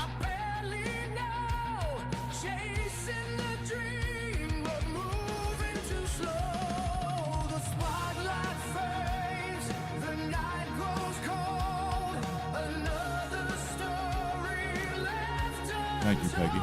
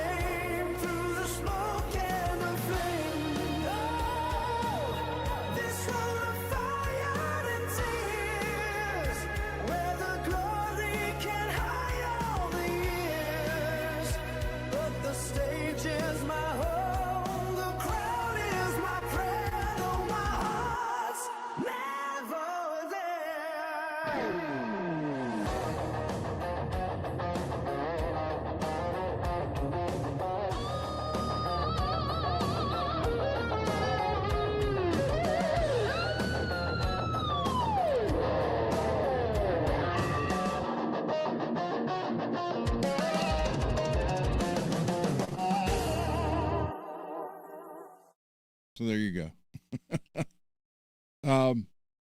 Yeah, that's about being on the road. So, I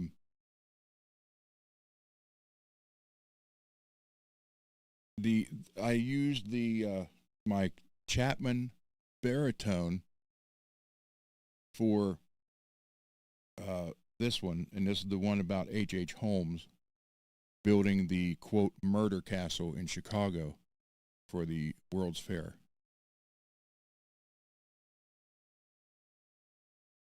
And there's a section where it kind of sounds weird, and the reason why it's like that is because he had the castle built that would confuse you,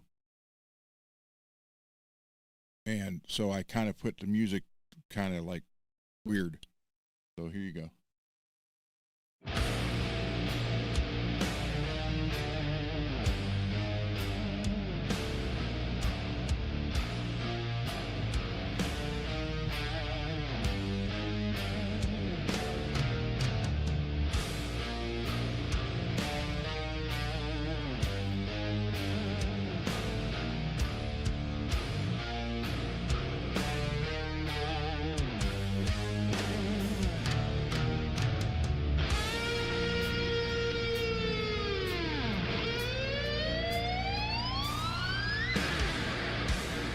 In the shadows of Chicago streets, a castle built with wicked deeds. The walls could whisper tales so grim of hollow eyes and voices still. The devil's blueprint in his hand, a twisted mind, a deadly plan. Lies like poison, cold as steel.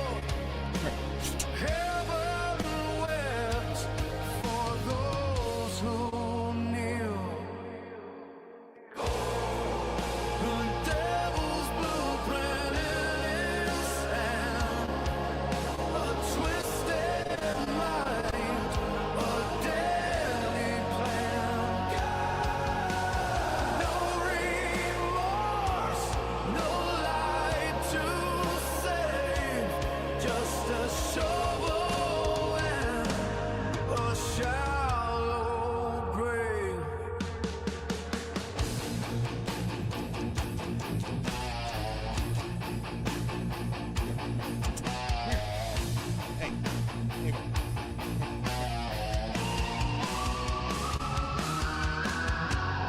The gas pipes hum a lullaby for souls who came but never left alive. A smile so sharp, a heart so black. The clock ticks on, no turning back. In shadows cast, where echoes take flight, his whispers low, where secrets ignite. In dreams we find, where truths unwind, paths untrod, where mysteries unfold. Shadows deep, where legends breathe. In silence fast, where life doesn't last.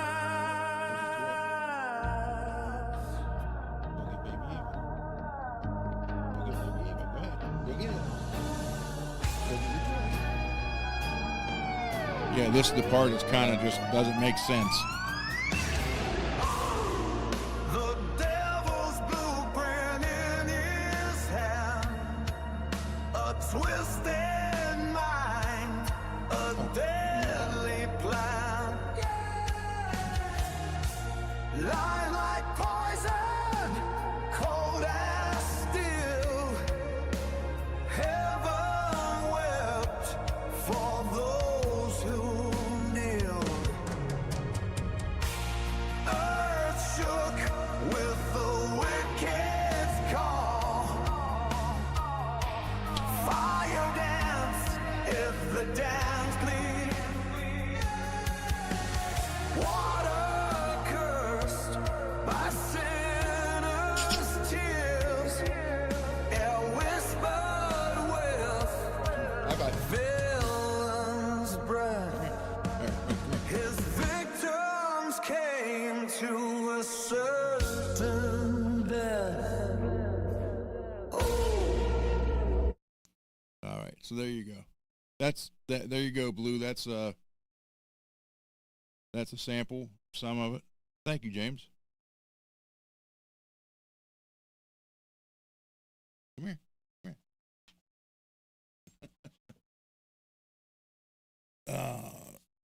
I know. I'm not done scratching your head. There you go. She'll, if you scratch her head or under her chin and you stop, she'll grab your hand with her paw and pull you back. Huh.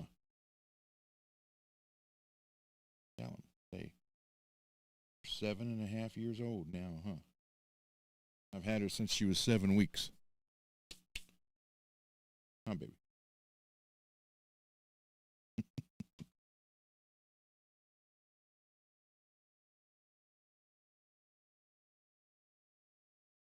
Thank you, Blue. I mean, I have a couple more on here.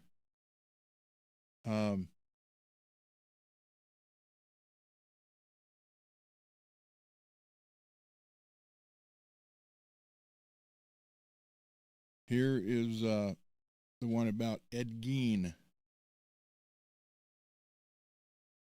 And I've always been fascinated with how these people did all this stuff. Well, I mean, H.H. Holmes didn't get away with it. They ended up hanging him.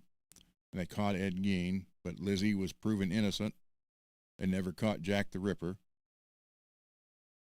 And it's just stuff that's interested me for years because it was just, how can you do that to somebody, for one? And then not only that, but how could you do it and half of them don't get caught? And it was just got to me that way. And I was like, wow. So here's the one on Ed Gein, which Billy Ray, who's still here, he likes this one. And this one and the one on about Lizzie, I did differently than what you've heard so far.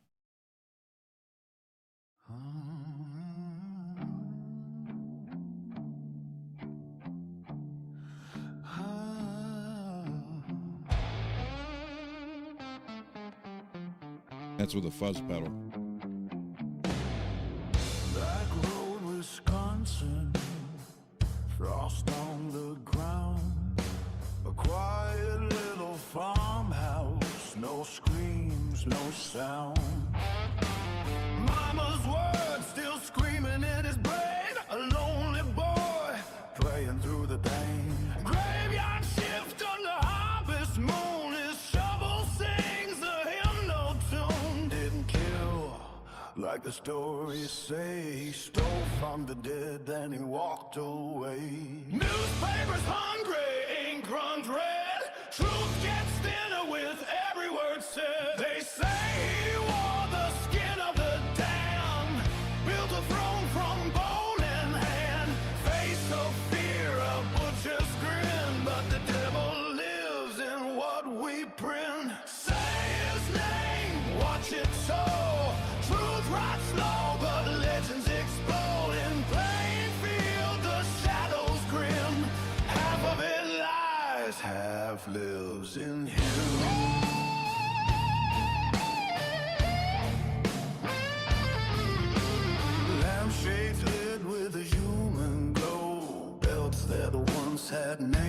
new. Master faces, frozen screams, a man hiding inside a sick room. Mother dead, but she's never gone. Her voice still pulling the curtains drawn. Not a king of blood and war, just a mind that snapped before. True woman killed, the rest on earth. The lie gets louder as the legends burn. They say he danced in a house of skin, drank the dark, let the madness in, caught his sins in candlelight, but sin sells better in the night. Say his name, watch it so. Truth walks slow, but legends explode in plains real, but shadows grim. Half of it lies, half lives in him.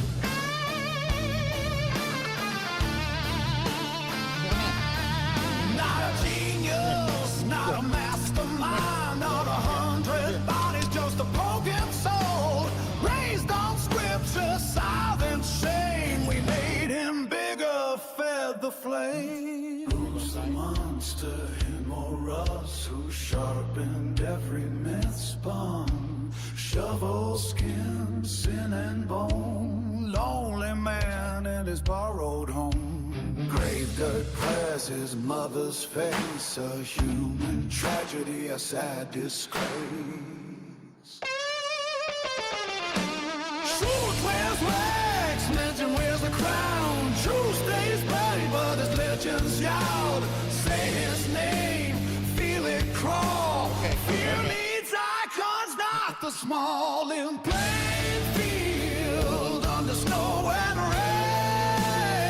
rain, a sick man lived, and we made his name. Candles out, the story stays. Truth in shadow, myth in flames. Okay, I'll be right back. I got to let Ava out, but while I'm gone, I'll go ahead and play one more for you. And I'll try to be back before it's over. So, again, that one was about Ed Gein. I have one. It's called My Hell, and one it's Dark Love. You already heard those two. So hold on. Okay, I'll play this, and I'll let her out, and hopefully I'm back before this is done. If not, I apologize, but I will be back as quick as I can. All right, let's go.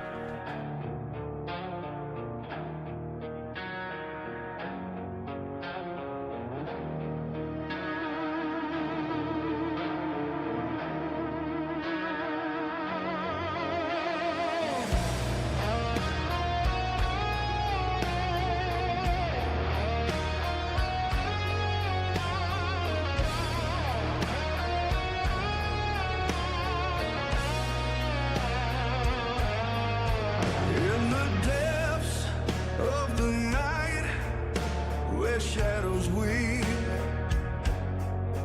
a love twisted and dark, so deep. Your touch, like a dagger, cuts me to the bone. In this abyss of passion, I'm all alone. Our love, a blackened flame, it devours, consuming us in these haunted hours. In the darkness,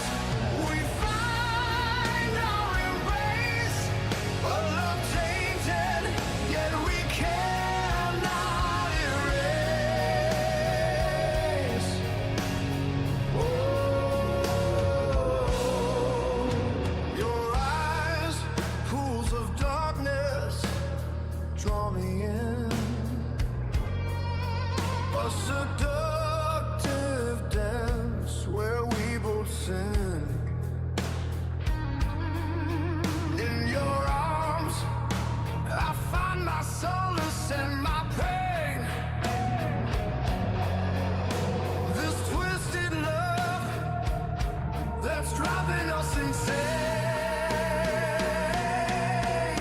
Our love, a blackened flame, it devours, consuming us in these haunted hours. In the darkness, we find our embrace. The love tainted, yet we cannot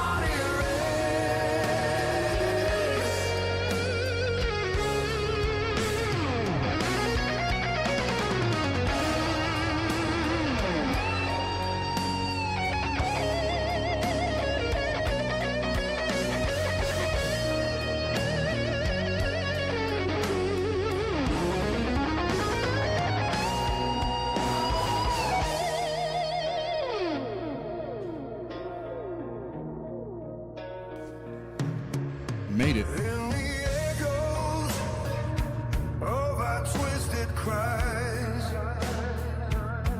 we're bound together where darkness lies. In this love where shadows reign, we're prisoners in eternal pain. Our love, a blackened flame, it devours, consuming us in these haunted hours.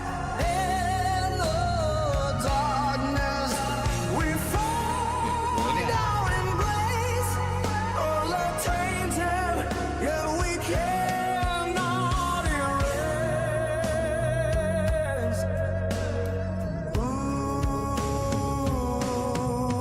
In this dark, heavy love, we're entwined, forever lost, our souls confined. Thank you, Blue. I got like 72, 76 of them done, or working on. In this twisted love, we call our own. Yeah, I have all those I've been working on for years. And I finally, when I got this room done and all this equipment set up, I was like, you know what, let's go ahead and do it, get it going. Yeah, James, he does, like I said, he's a friend of mine. He's doing it in his own time. And, I don't get to say, hey, I don't like this, redo it. It's what I get's what I get. I've known him for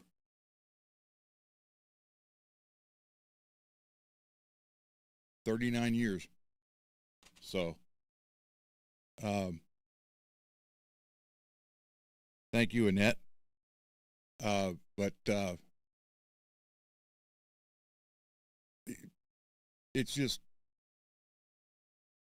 well, the One Night Eternal, I started writing that when the band was together in the 80s, and I never finished it until last year. So some of these songs are that old, some of them aren't. So I got one more. This one's My Hell, and uploaded on here on the Roadcaster. So what this one's about is it's a situation that a friend of mine was in. He was married for 21 years or 22 years, and it was a loveless marriage, more of a marriage of convenience, I guess. And there was a girl that he really wanted to be with, but she was with someone else, going through a bunch of crap, and he just had to watch and couldn't do nothing about it. And I thought, man, that's a great idea for a song. So it's called My Hell, and this is it.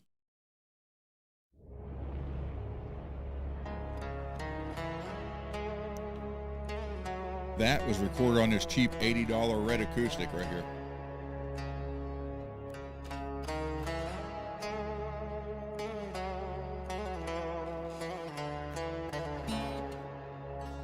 I see the storm clouds over. gather around your eyes. So I used what I had here. Thunder crashes in the silence, no surprise. Every tear you cry earths deep into my soul. Watching you in pieces, trying to feel whole. I'm standing on the sidelines, helpless and alone. Wish I could bear the burden, make it on my own.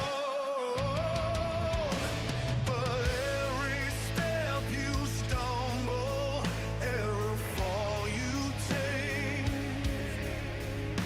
I'm here with hands tied, feeling every break. This is my hell, watching you go through the fire, seeing you struggle, sinking in the mire. Every scream, every plea echoes in my mind.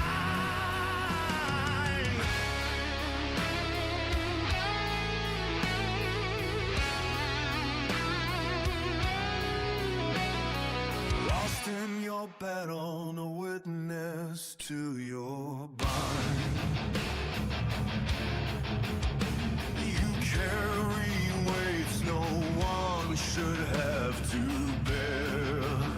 The guy you hear singing is the one circled here Shadows on the end. follow you, a constant nightmare. Right here. I tried to Oh, come on. offer light, but Come on, dang it. flickers and fades. In the darkness where your spirit's betrayed, God dang it, hold on.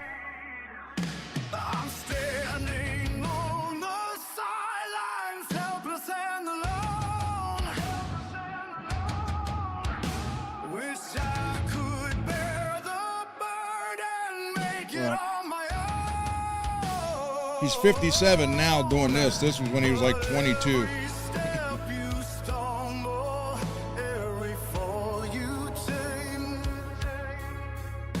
I'm here with hands tied, sealing every break. This is my hell, watching me go through the fire, seeing you struggle, sinking in the mire. Every scream, every plea echoes in my mind.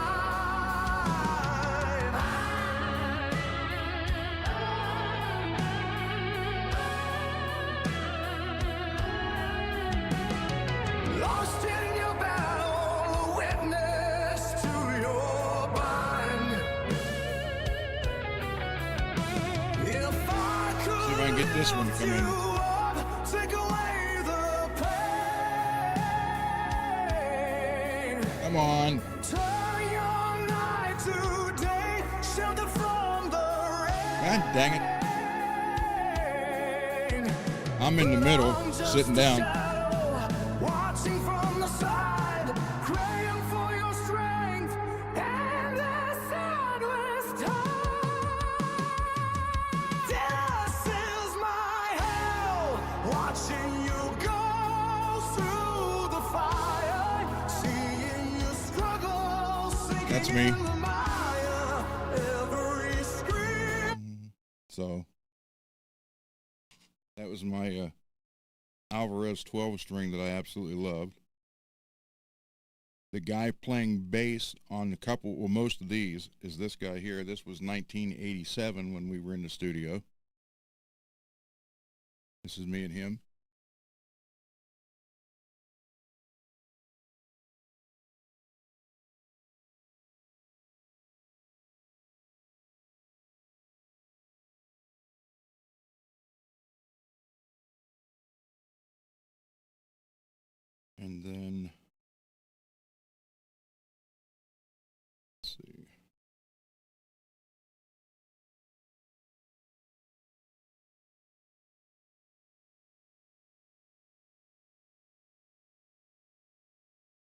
I'm just going to put it out digital on Spotify and stuff like that. Okay, this was a birthday party we played. This bass player here, that's my yellow ESP. I wish to God I still had left. It's an 1987 M1 Custom in yellow, although it doesn't look like it in the photo. But that bass player right there, that was probably 89 or 90. That was our singer's birthday party. We played at it. And this was me and him last year when he came here to work on some of the recording.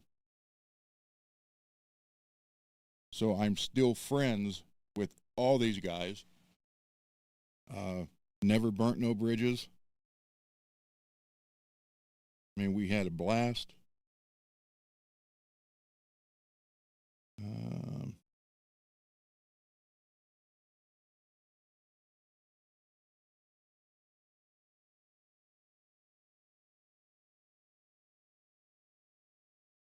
Here's our drummer. This is when we opened up for the Fabulous Thunderbirds, which was really, I don't know how that worked. Our style of music, we were, Jem and I said if you liked Metallica, Black Sabbath, and Alice Cooper, then you would like us. And we were playing with the Fabulous Thunderbirds, which was Stevie Ray Vaughan's brother, Jimmy. And you could see his little amp behind our drum, because we had to sit in front of them. And their drum kit had the cards mark on them. This was John, our drummer, set up, and we were playing. It was a football stadium, and that's Fabulous Thunderbird's drum set behind us, and Jimmy Vaughan's little amp. That's all he was using. Look how big the snare is. Our drummer had. It was an actual marching band high school snare. 16 inches round, 18 inches deep.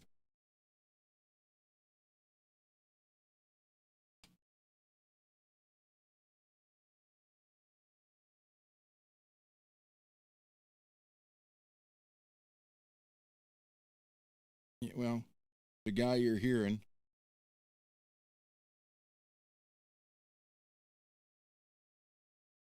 that's him. That was on the stage of the stadium. I'm actually over here behind the cabinets.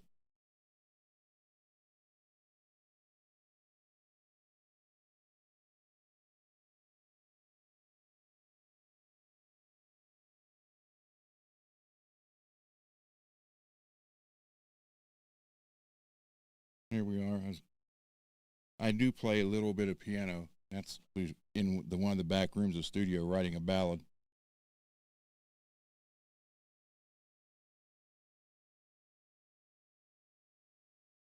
Well, it was funny because I was in the movie Gung Ho, and then, Ain't That Tough? And that was the theme song to the movie.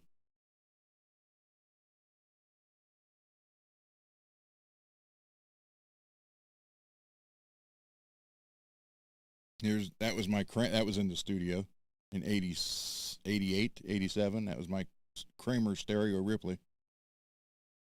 Come on, dang it. Focus. Well, I don't know why I won't.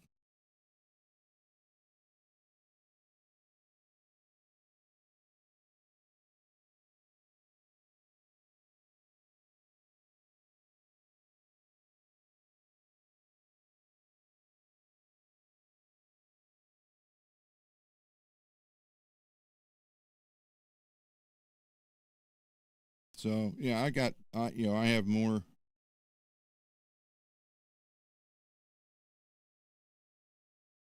Come on, dang it.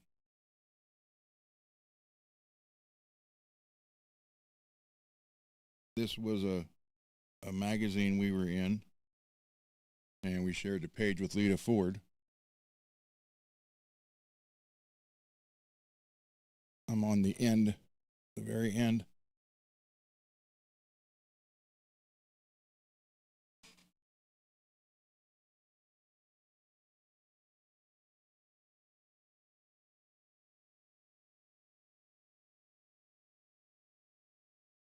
And there's the ESP again.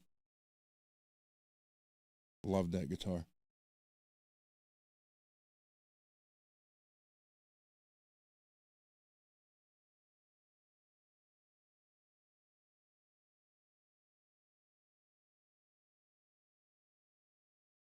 Yeah, we had a lot of fun.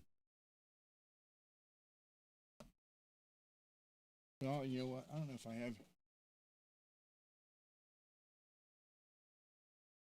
That's all I have on here right now. What'd you say, Blue?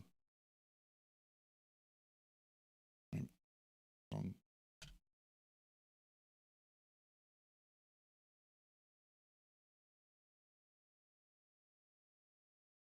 Nah, Blue.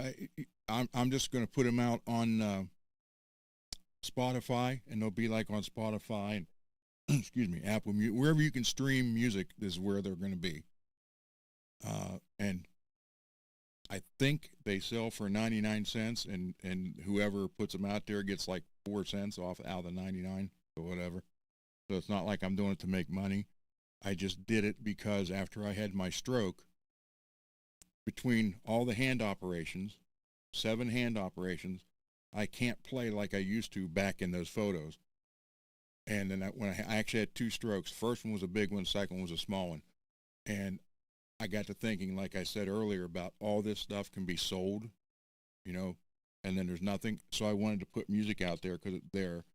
And what I did is got a hold of the old band guys, bands we played with, we toured with the Grim Jack, who was in Circus Magazine and Cream Magazine, all that stuff in the late 80s. They were supposed to be the next Aerosmith. And bands that opened for us and bands we opened for. I'm still friends with all these guys. And so I got a hold of them and told them what I wanted to do.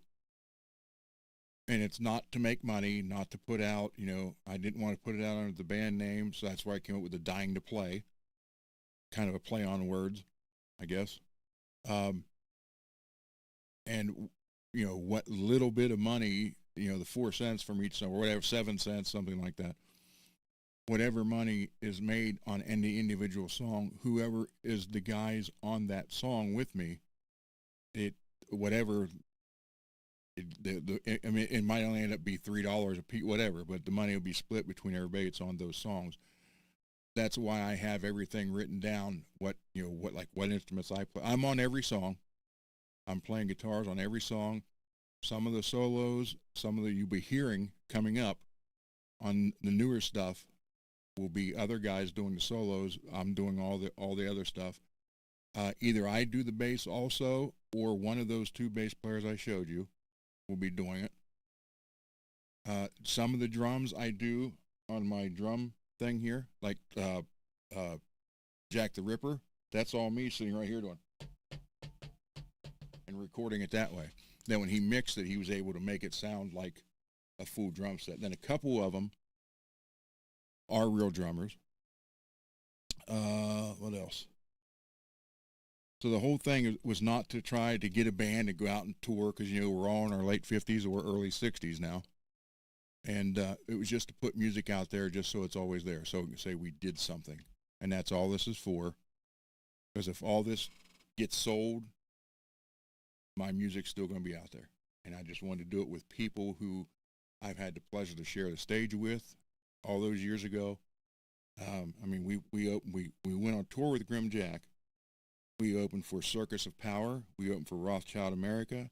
We opened 1 show for Poison, 1 show for Alice Cooper. We opened for Child's Play. We opened for Leather Wolf, Faster Pussycat, Fabulous Thunderbirds. Then we did our own stuff. You know, so it was fun. I mean, it was the record company. We signed with Grim Jack's record company. It wasn't a big deal, nothing like that. But at least it was a foot in the door. But they did give us a bus driver, and roadies. So we had an actual bus, 4 bunk beds, and a 1 master bedroom, bathroom, kitchenette, and like a living room area. Which at that time we had the Super Nintendo was what was on the 26-inch big tube TV. And so we drove around doing it. That's, you know, like that song, The Road of Fire and Tears, that's because, I wasn't here for a lot of Cole first stuff. So that's why I'm doing this, and it's just so it's there, and so like my Echo, Alone in the Echo, I leave something behind besides, obviously my kids and hopefully grandkids, but I think 50 years from now, if one of my grandchildren says, "Oh, that was my grandfather," that was him. So that's the whole reason I'm doing all of it. I just wanted to leave something behind that couldn't be taken away. That's why I did all this. And doing all this, actually. Let me, hold on. You know what? I wonder if I can do this. The little minute and a half video I tried to get Johnny to play Saturday, and he wouldn't play it.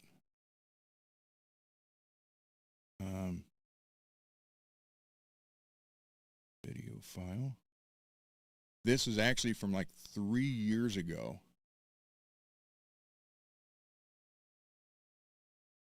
And this is before I actually had this studio built. It was when the other side of the basement, which is like the cabin side of the basement. Let's see if Side, because I actually. Crap, hold on. Well, for some reason it's showing it sideways.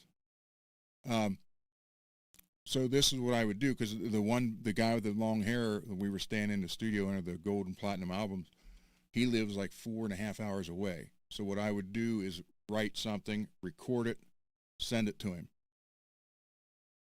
And then he would work on it down there with the bass lines, and then he would come up here for 4 or 5 days at a time, and we would record a bunch of stuff.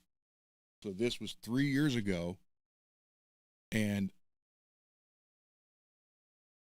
I was in there that I didn't show you last night, but it's showing a riff that I was coming up with.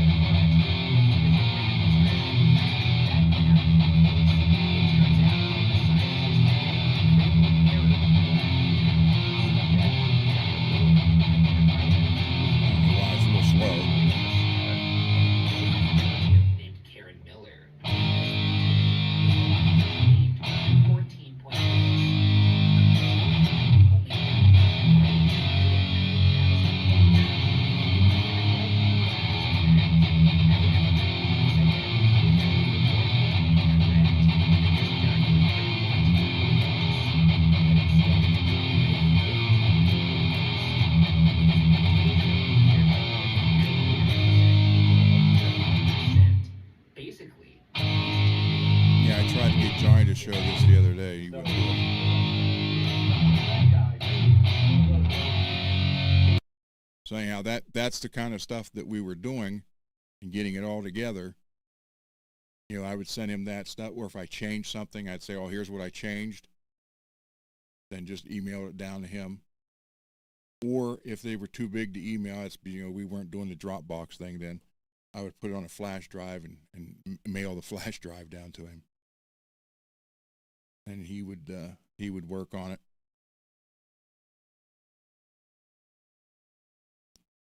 So, anyhow,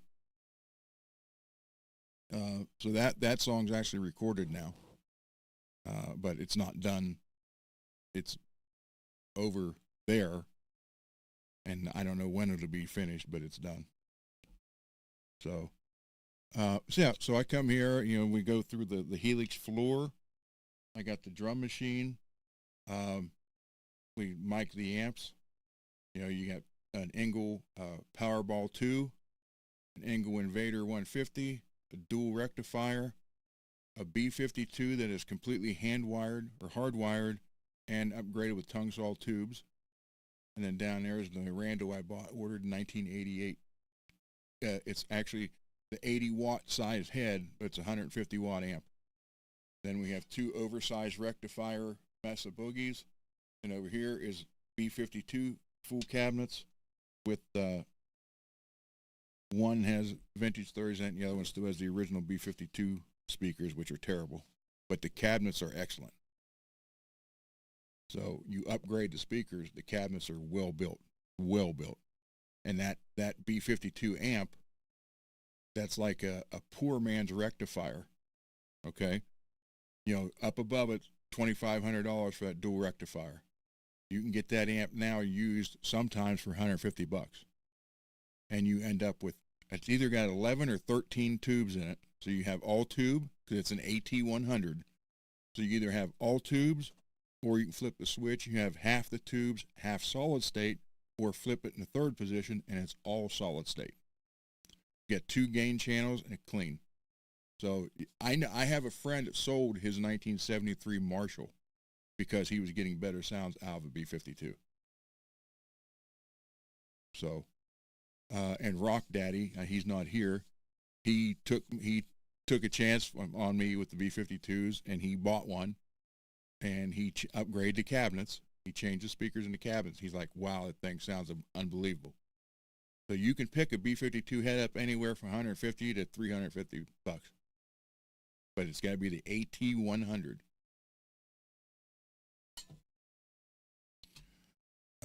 Wait, let me see if I can do this. Let me open up the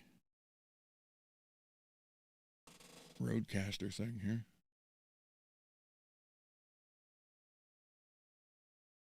And delete that one. Delete that one. No. Delete.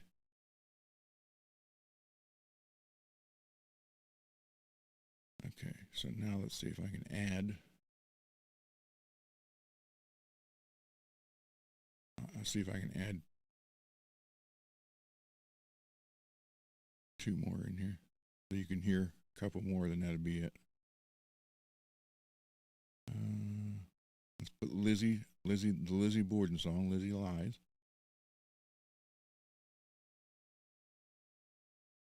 It's going to take a minute to upload that one.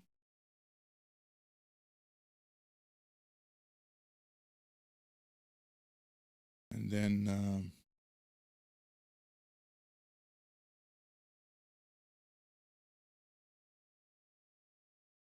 we can go with My Demons of War. And that was a song I wrote about a friend of mine who had 22 years, 20 plus years, 101st Airborne. He was a sniper for them, and he did a bunch of stuff.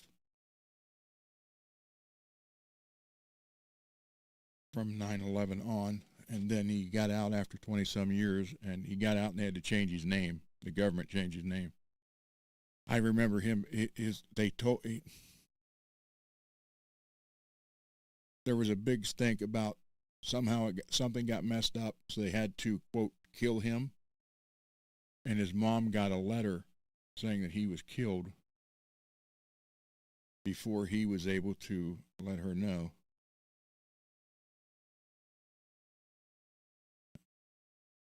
Add this.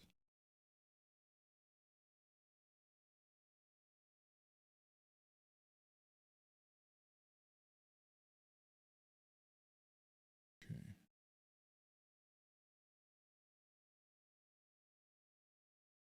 Minute and 10 seconds.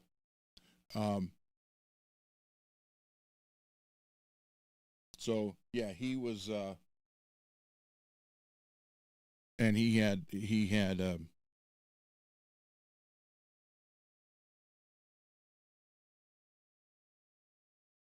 PTSD, and so I actually wrote this song about him a few years ago, and then it'll be 2 years, I think, this coming October.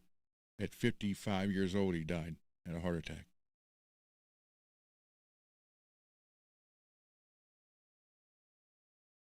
All right, so here's the one about Lizzie Borden. Let me know if we can go up higher or lower.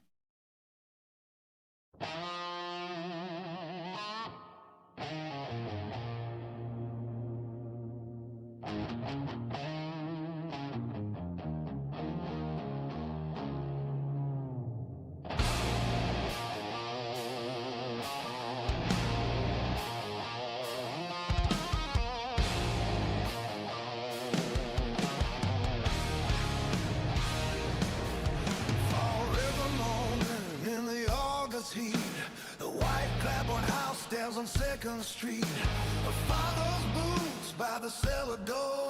Stepmother's prayers on the parlor floor. No screams heard, no weapon was found. Just silence thick as the burial ground. They say the house was locked up tight. They say she moved with a ghostly flight. Her alibi was Thank you. thin as candle flame, but with every whisper they spoke her name. Lizzie took an axe, so the children say.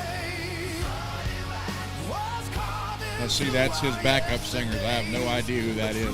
more black, but her legend still grew. All bloodless lies, All the but women. world's war true. Was it innocent hands or a killer's grin? The tale cuts deep, but the facts grew thin.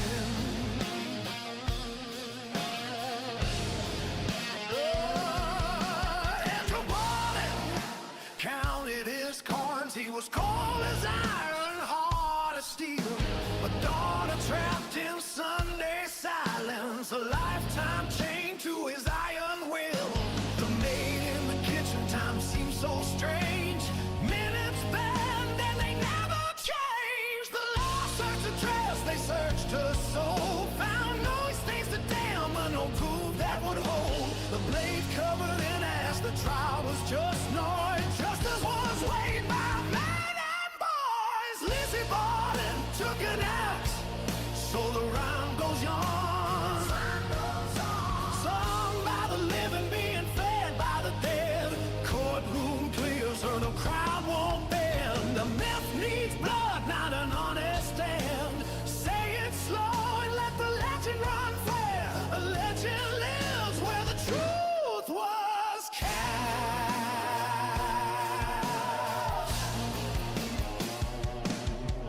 Was it rage or was it fate? Or a story the town had to create? Fear needs a face and a name to blame. History loves a deadly game. If she didn't swing, who did that day? I think it was her Uncle John, actually. In darker ways. Way too much damage for a small woman to do. She lived her years wearing mourning black. No smiles captured in the photographs. Neighbors crossed the street in prayer as if the crime still lingered there. A verdict read, but never believed. Her life was acquitted, but her soul never free. Oh, Lizzie Borden took an axe. That's how legend feels. A simple rhyme for a complicated deed. Truth went quiet, the song stayed loud. One woman buried by an angry crowd. Say her name, hear history bend. The axe was real, but the myth was planned. Two left dead, one walked away. So that was Lizzie. I call it Lizzie's Lie. So all this stuff is already done and ready to go online. So it's all copyrighted and ready to go. And then the other one loaded, and this one is My Demons of War, and this is about my buddy. Oh, Peggy, about her uncle. Yeah, it was her uncle was her real brother that was there the day that happened. He disappeared and came back and acted like he didn't know what was going on. But there was way too much. She was a little woman and way too much damage with a big axe to do what she did. So, all right. So this is the one. It's called My Demons of War, and it's about PTSD. Well, about my friend with it. So.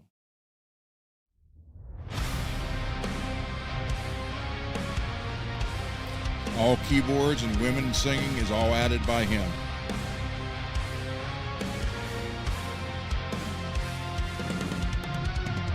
Two tours of fire, two tours of rain, rifle in hand,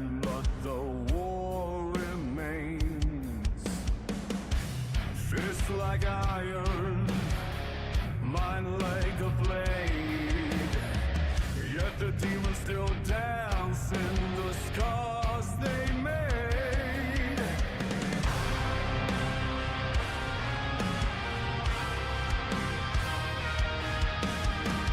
You marched through hell with a soldier's pride, but on the battlefield you can't hide. The silence that screams louder than any mortars at dawn, and the night won't tell you if you look and see the sun.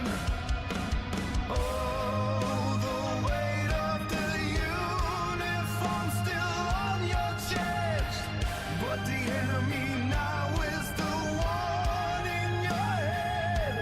Is it living or dying when you can't find any rest?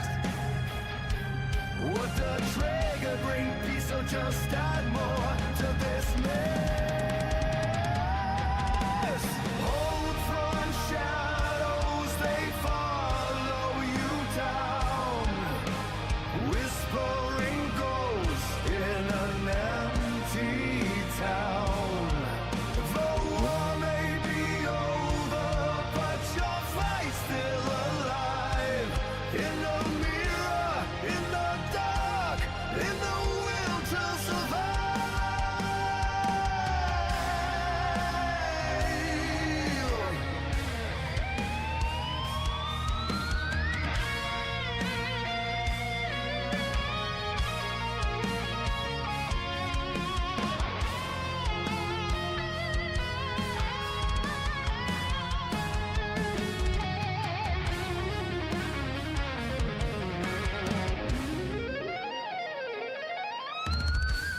The medals rust, but the memories shine.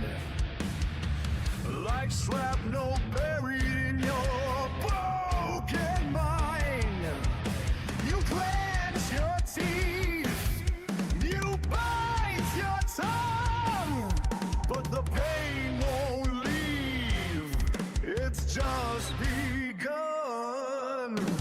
Oh, the weight of the uniform still on your chest, but the enemy now is the one in your head. No, I did not play that solo.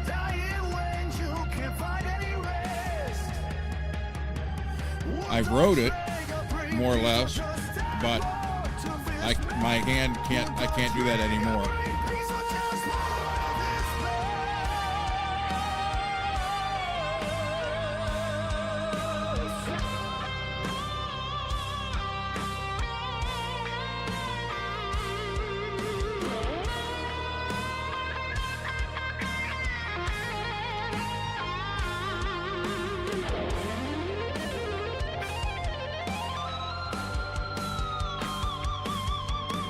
Home from shadows, they follow you down.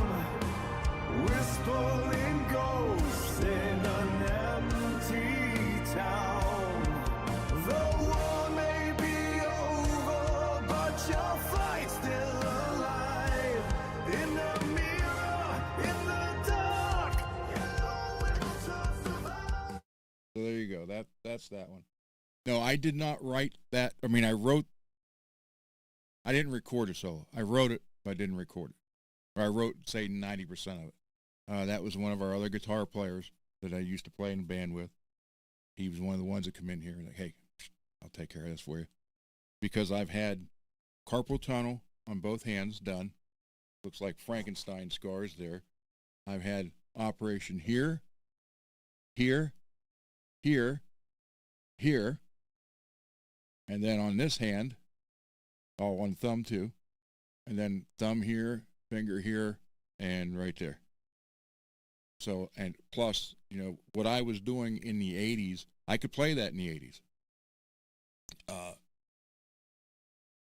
What I did for One Night Eternal, that took me a while to get it, to do that flow. And it sucks because, well, I had, the carpal tunnel was in 1986. So that I was able to work with that. But later on, through the 90s through work, that's when it took all arthritis real bad now, and it's weird because some days I can do it, most days I can't. So I'm not comparing myself with Jason Becker, but I know what he's going through. He knows what to do, knows how to do it.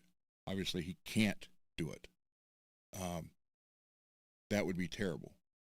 I know what to do, know how to do it, and I can somewhat play it, but I can play it, enough. Hey, let's do this, let's do this, let's do this, and get, whoever to come in.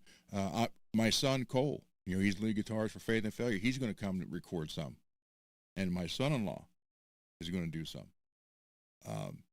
And other guitar players from other bands that we played with. I got one that called me the other day and said, "Hey, let me know when you want me to come over." He's like, give me, I think, 2 or 3 days head notice, and he'll be down. He's like, "You want me to bring my stuff or my guitar or what?" When they come here, they want to play. Everybody wants to play the Sandoval for one, which I don't let that happen. But I do let them play Bones. And they can play they can play anything in here but the Sandoval. So they kind of look forward to that. Plus, a lot of them don't have Engel amps, so we mic it up. There you go. But yeah, it turned out. Let's see.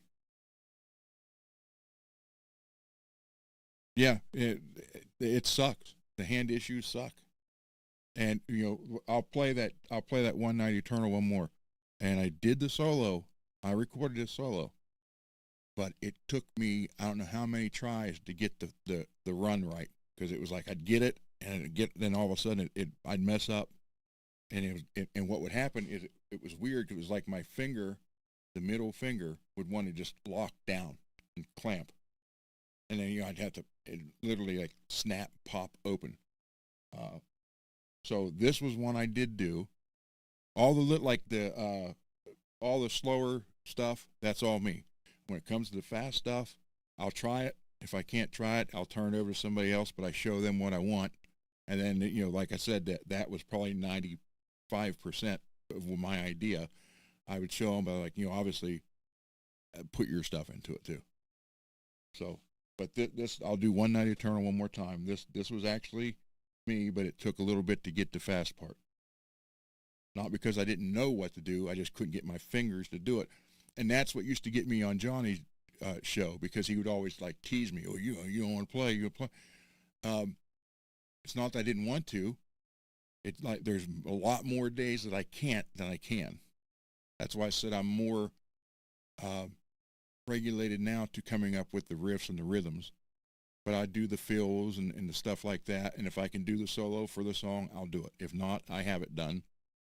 I work with whoever it is. Say, "Hey, let's try this, do this. Phrase it this way, whatever," and we go from there. But so here is, I did do this one,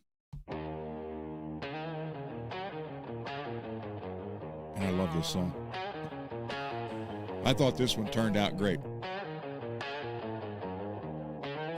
Yes, Derek, they lock up when I play a lot of times, and after my stroke, this is numb and this is numb, so I keep dropping picks now.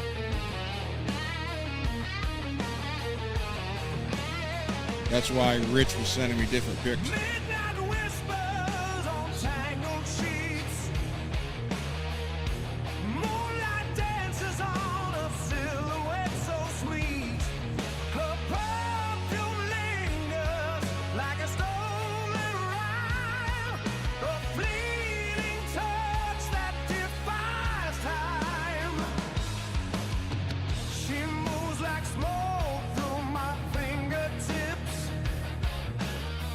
Every glance of pride. Yeah, all the guitar you hear on here is all me, this whole song. No names exchanged in the candle's glow. Just two shadows melting slow. Then the dawn comes creeping in, turning magic back to sin.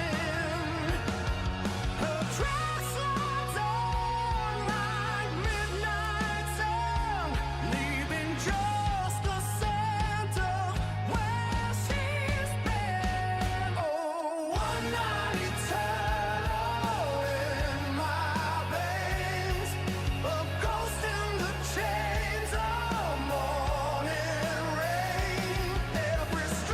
Peggy. Every passing train, I'll chase your shadow through the pain.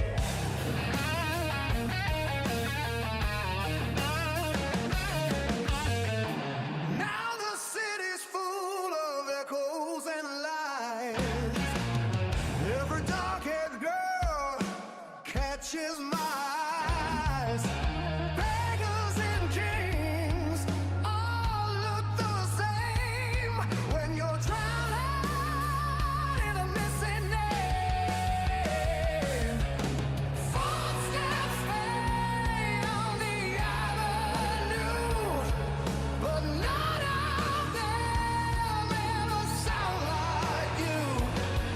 The bartender pours another wound while the jukebox plays a forgotten tune. Oh, one night eternal in my veins, a ghost in the chains of morning rain. Every street lamp, every passing train, I'll chase your shadow through the pain.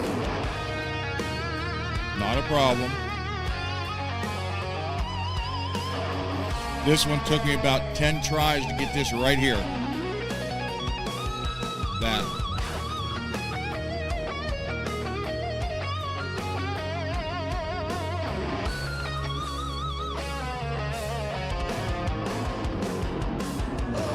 One night eternal in my veins, a ghost in the chains of morning rain. Every street line, every passing train, I'll chase your shadow through the pain.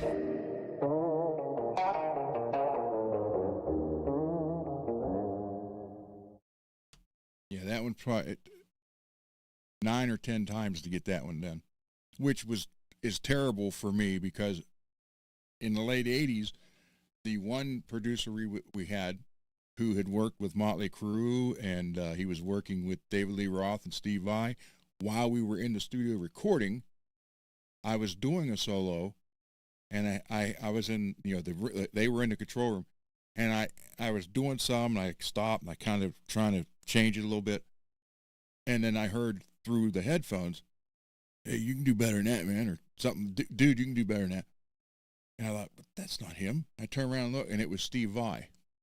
David Lee Roth and Steve Vai had stopped in the studio because Mark was going to work with them. And you talk about like, so I just like, "Hey, you want to come do this?" He's like, "Nope." But usually, Mark worked a lot with Motley Crue on their live sound and stuff like that. And he's like, well, because I went in there to do the second song we were doing. I went in and sat next to him in the control room to record the solo there. And he's like, "All right, ready, go." And I did it. And we were done. And he looked at me and he goes, "You want to do it again?" I said, "Why?" He goes, "Well, try it again." So I played it again, and it was exactly the same as the first one. And he's like, "Oh, okay." I said, "What?" He goes, "Well," he says, "Mick Mars takes forever to get these down." He said, "I don't know too many people that can do it." So I used to do it pretty quick. And then this, now I just can't, and it gets to me. And that that kind of bothered me when Johnny would kind of tease me on his show about not playing or I don't know what was a couple times I did. He's like, "Dude, shut it off. That sucks." I don't know if he meant me or the sound or what. So I just, so I don't play on his show at all. Not anymore. Don't even try. Yeah, but you want to talk about feeling intimidated,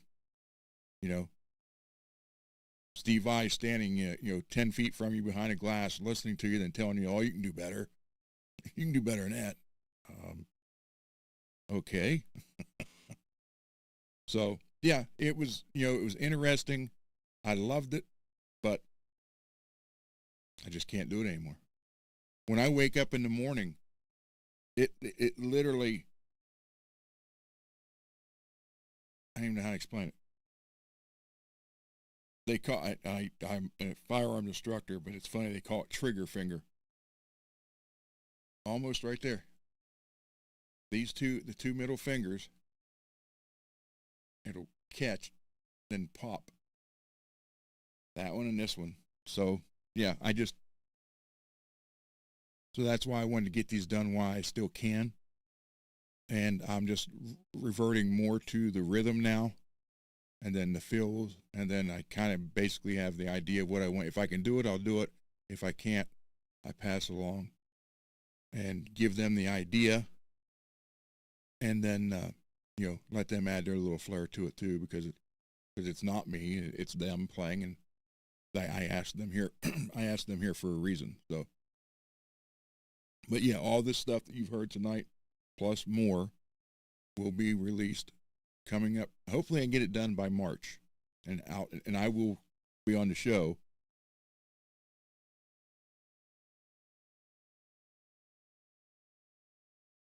Blue, would you come on live? I don't see it. That all depends. That it just all depends. I can't say, yeah, I can be on in 2 days, and I never know. I mean, there are nights where I can sit here and make, oh, hey, yeah, pretty good. Get kind of close to what I used to do. Then there's nights I sit here and it's like, I sound like I'm learning how to play again. The biggest problem is still holding the pick. That's why, Rich sent me, Bay Area Rich, bless his heart, sent me a bunch of different style picks.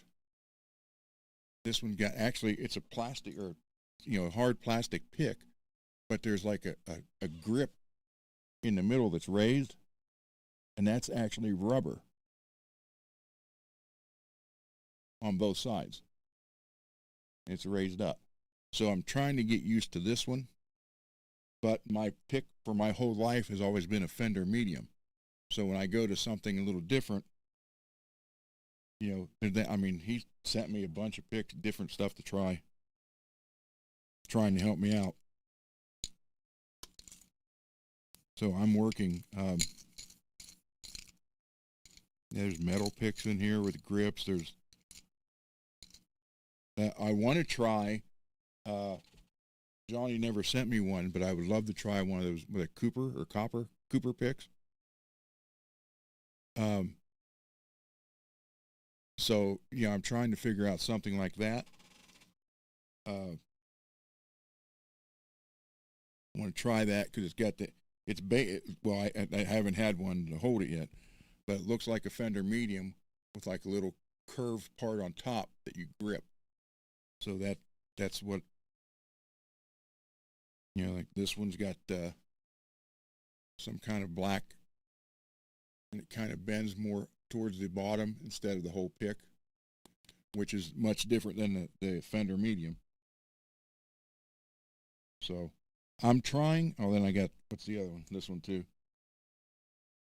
The Dava, D-A-V-A. So it's kind of got all that grip on it. So I'm working on it, trying to get it. Then stupid stuff like this, because I'm helping that lady and tore the back of the hand up, and then it was all swollen. So I'm even got that Nervive roll on and roll it on my hands sometimes, try to help out. So yeah,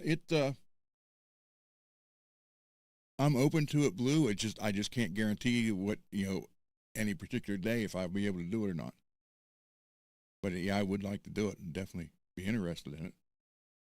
But what I don't want to do, and what how can I word this? I know what I used to do. Okay. You guys are hearing what I'm working at now. and it's not. I mean, the rhythm stuff and the little stuff is, but like that one is the faster one for One Night Eternal. That takes a little bit more work than it used to. So I don't want to get on a show and then try and then fail miserably because and then that's he can't play, he's crap. But I don't want to do that. So I'm from Johnny making fun of me, I become very guarded about that. So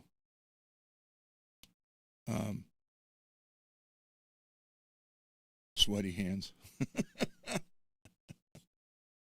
Yeah, it was funny because like I said, the carpal tunnel was done in 1980. It was 40 years ago, and it's still, this one got affected right there. There was a kind of a deep hole, but they look like Frankenstein stitches, and they go from here up to right there. So that whole area.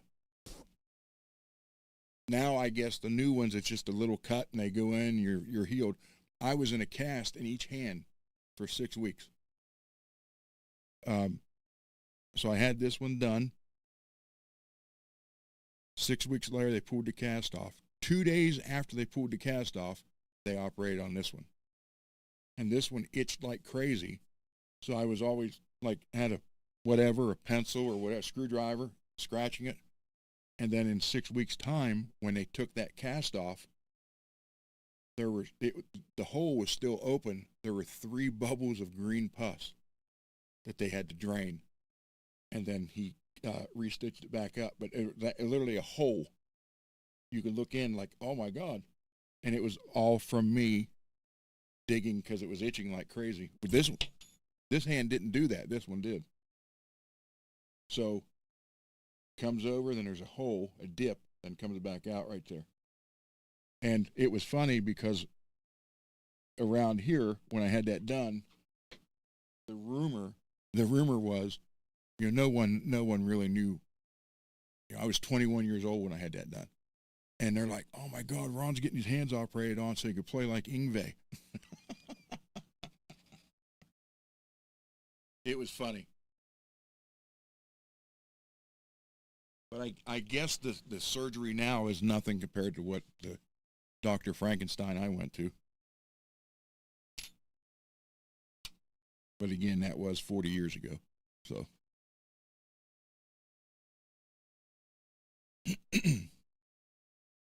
So yeah, I try to do this stuff. I'm just very guarded now. Because I've had people from what little I've done on Johnny's. Like one time, we were doing a blues. Johnny's like, "Well, play a blues thing." Well, I'm not. How can I word this? I like to ad lib a lot and do a lot of different timing jumps. And add, so I was just doing a basic blues thing, and I was changing it, making it a little longer here, and speeding up and slowing it down. And Johnny just stopped playing and goes, "Dude, can you just play in time?" And I just shut the guitar off. And I was like, okay, and I did get some comments about stuff, and I was like, that's it. I'm not doing it live anymore. It wasn't, the guys I play with and grew up with know, they're like, oh, cool, you're doing I don't even know. Well, I can't. Hold on.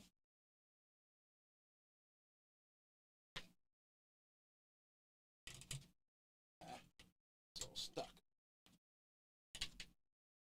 The one thing I don't like about the Rodecaster Pro, I can go Bluetooth on a phone and use the phone, but I can't get Bluetooth headphones to work. It will not work with headphones.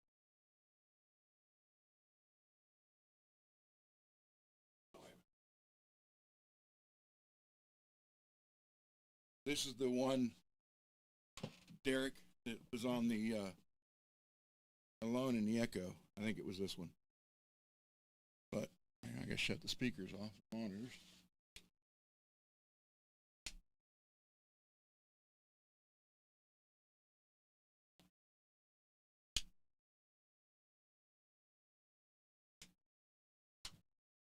I gotta do that or it blasts through there and my wife come down and shoot me. I taught her how to shoot. She's a good shot.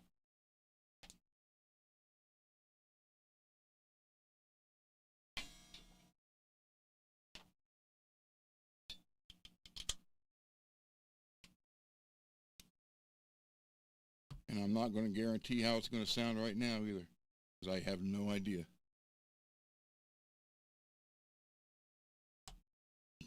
Excuse me.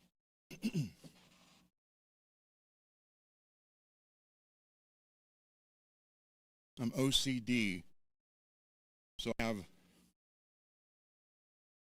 white, silver, black, red, blue, green, red, purple, and whatever guitar I grab, I grab that color pick. The green guitar, green pick.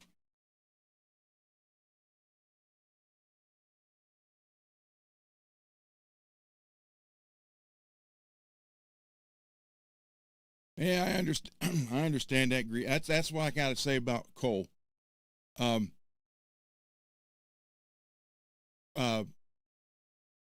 My son is a better guitar player than I ever was, and he knows all.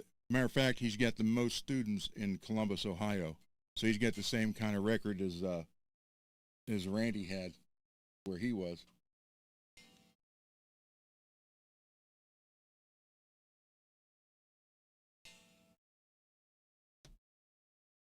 Okay.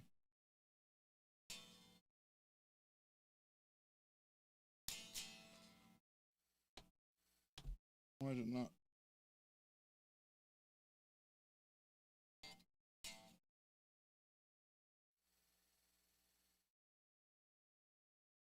Oh, duh. Okay.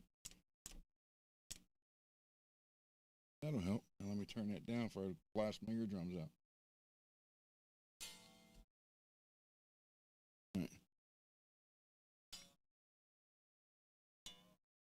All right, so this is what I was doing on Johnny's show. Well, let me finish about Cole. Cole has a master's from Berkeley. So he knows, he's like an encyclopedia of what you can do and what you can't do. And it's funny because I'll sit there and I'll do something and he'll be like, "You can't do that." I said, "I just did." "Yeah, but you can't do that." I said, "But it sounds right." So it works. So we get into that all the time. It's funny. So this is what I was doing on Johnny that night. Let's see.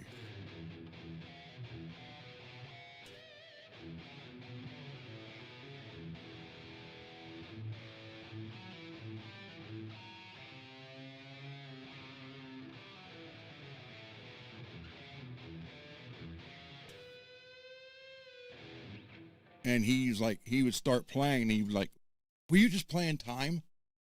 So I said, "Well, all right, I'm done." Because I don't want to just sit there and go.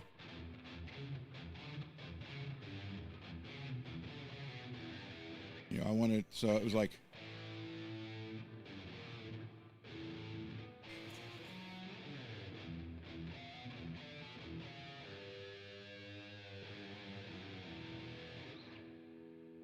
just stuff like that. And it's funny because the guys in the band knew I would do stuff like that. So, but because I wasn't sitting there doing,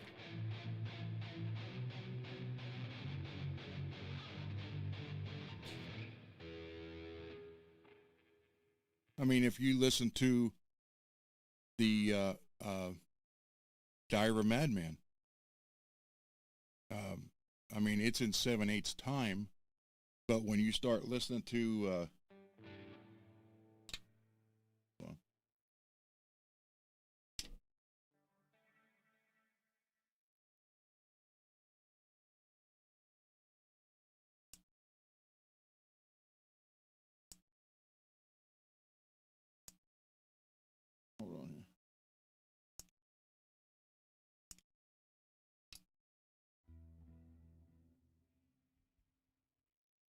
See, that I don't even know if I can do that now.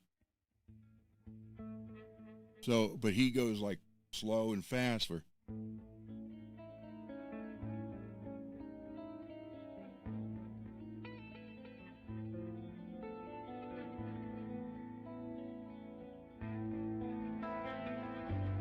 So you get that alternate speed. And that's just because I was learning Randy's stuff, that just started coming natural to me.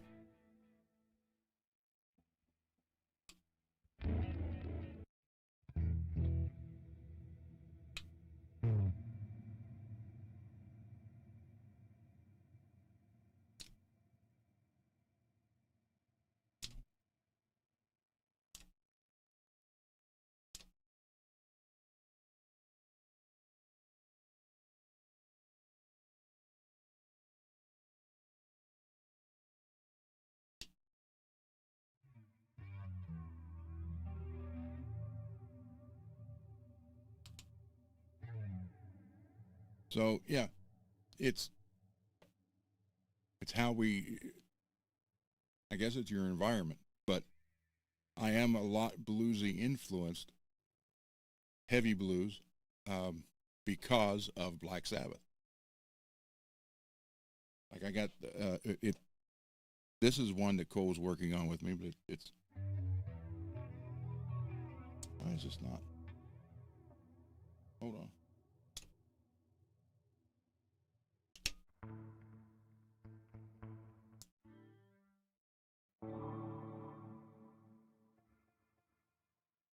I can't find which one I had it, but it's.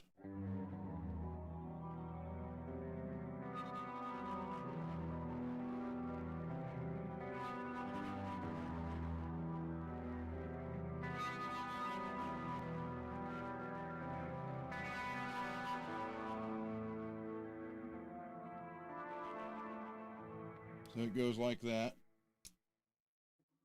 Dang it, why does that screensaver keep coming on? But yeah,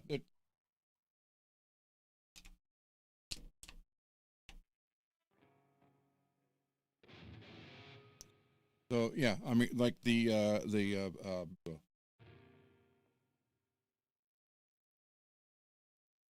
One Night Eternals.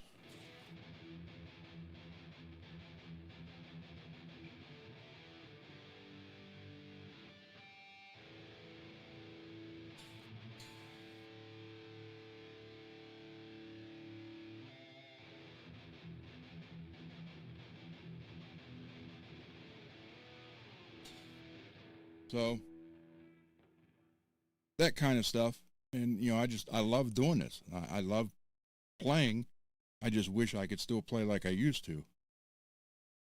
But a life of hard labor eliminated that. So why I still can do, you know, I figured why not put it out there and get something so there's always going to be something there.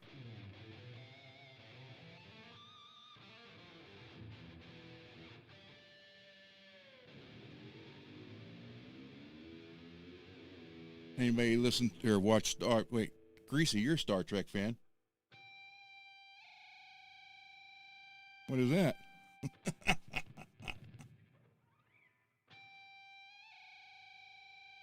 Slide those bars up. Beam me up.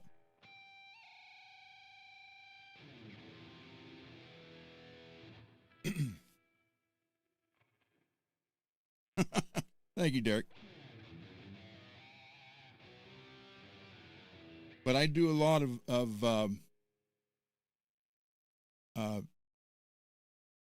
I'll show you what. Okay, when I do, okay, so you're hitting like the.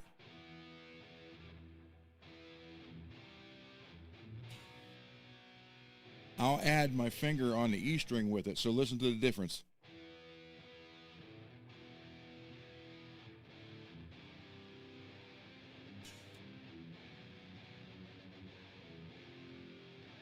Instead of.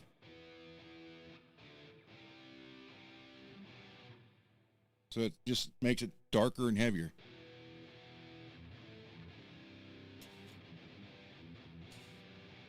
So, and then when I hit an A, instead of just hitting the A, I'll hit the E with it. Same way with the D. Instead of just going, hit it with just the open A. Makes it heavier. I've always done that.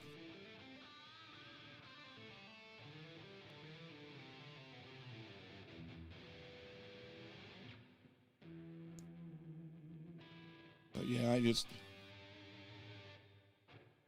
like I don't even know. I don't know if I can do it with. This was on one of Yngwie's albums, one of the first ones. It was.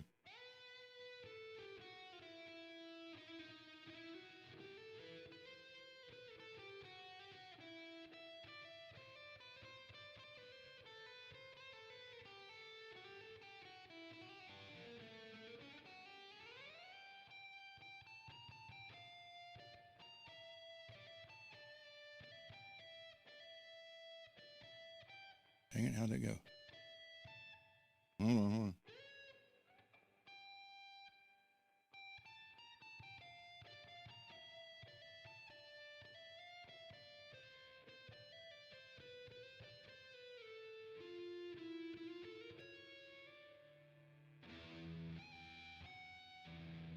Something like that. Been a while. So yeah, oh yeah, Greasy. That's just D string, harmonic, 5th fret. I hit it too hard, but yeah. Bounce the bar.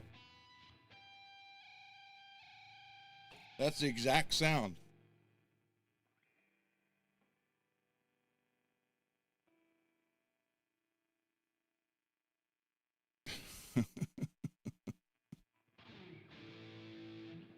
Yeah, I mean, so that's why I don't play on Johnny's show. Like, okay, here's one. Do I even have that still on?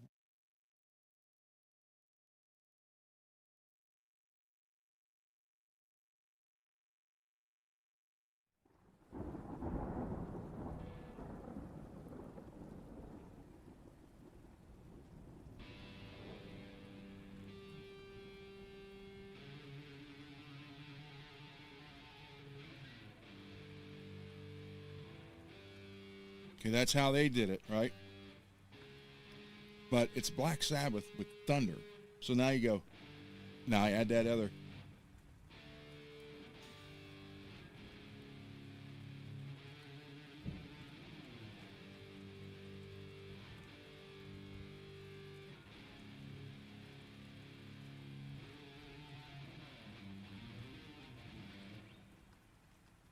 So just adding that little extra.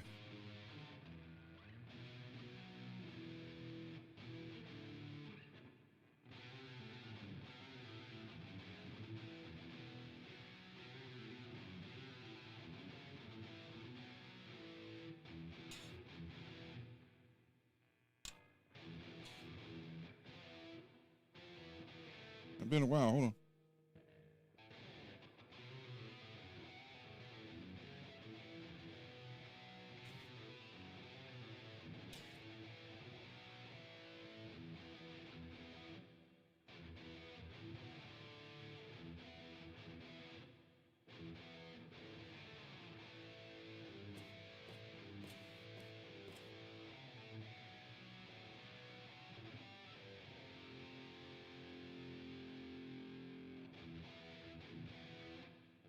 Then add that on there.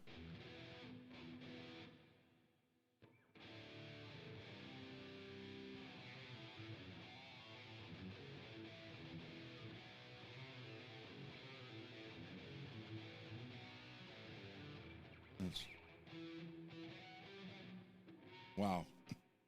There we go with the pick.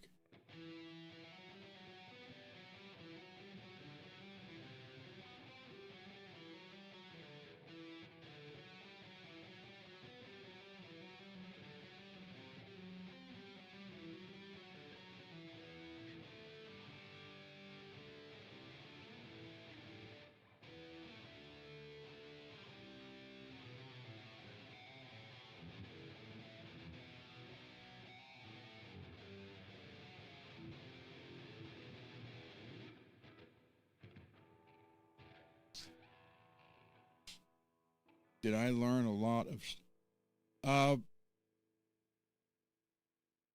Basically, Derek, I did take classical lessons for a while because I do love classical music. I got a row of CDs like this full of classical music.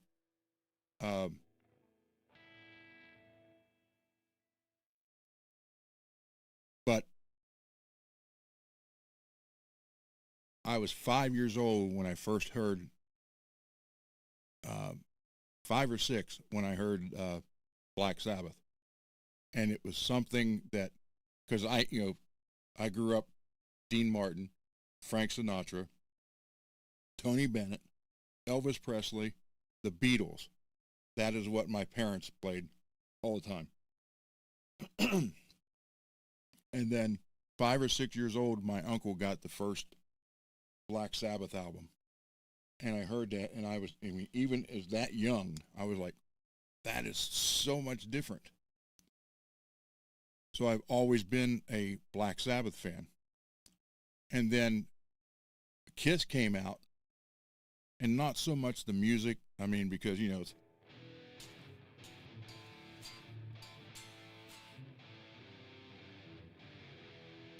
I need your love. It's simple stuff to play, but the stage show, the Ace made me want to play guitar. It was like, well, that's what I'm going to do. I'm going to be on stage like that. And then I heard Eddie. Actually, I saw Eddie. I saw Van Halen in 1977 at the Whiskey. My cousin got me in. I was, 12, 13.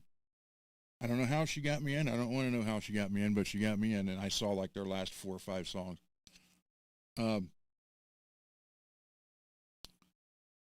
Then, and that was like, obviously that was, all that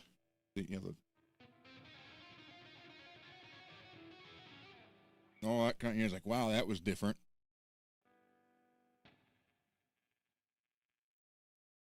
But,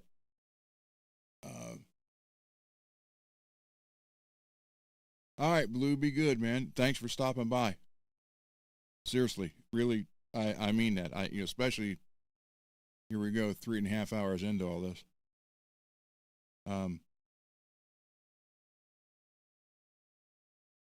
I'm still new at this, especially new at running it, the whole thing, and I'm just using the free StreamYard. When I'm able to pay for it, I'll get it where I can get all the different stuff, where I can do more to it, but the free stuff is extremely limited. It says do this, and you click on it, it says, oh, upgrade. So, of course, you get better photo. If I can get to where I can pay for it, you'll get better sound and better image qualities. So, yeah, it's just, Ace made me want to do it. Eddie, okay, but it was something about Randy, and I think it tapped into the classical part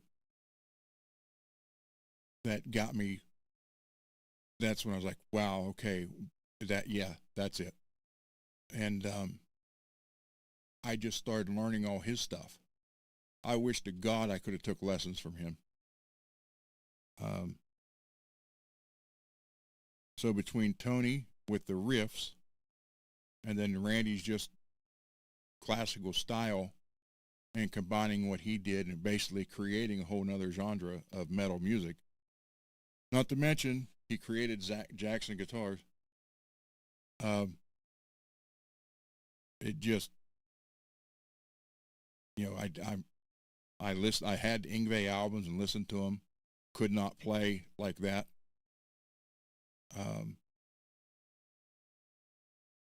So I kind of just did my own thing. I didn't actually, other than Randy's and Tony, I didn't actually study anybody but those two guys.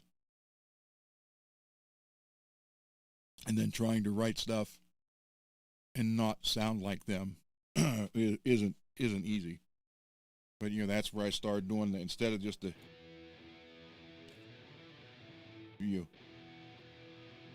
there, you can notice the subtle.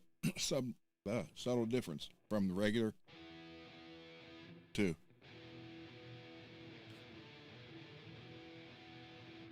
Just makes it heavier. So that's why I was always trying to do, make it heavy.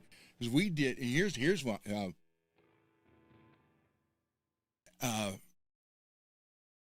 I don't remember what year Machine Head did a cover of Hallowed Be Thy Name.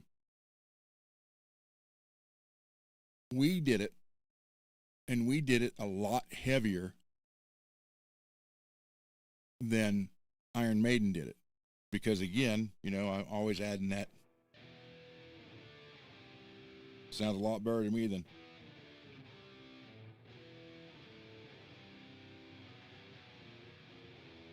Just that heavier sound. So we did it faster than Maiden and heavier. And then it wasn't, you know, a while later, I hear the Machine Head version of that song, and it's like it's like, wow, they copied what we did, because they played it. Other than the one verse where he's like the screaming, we didn't do that, but the rest of the song is as fast and as heavy as we played it. And I was like, wow. And there was like, well, maybe they might have saw us in New York or somewhere. So I don't know. But when we did covers, we made them heavier.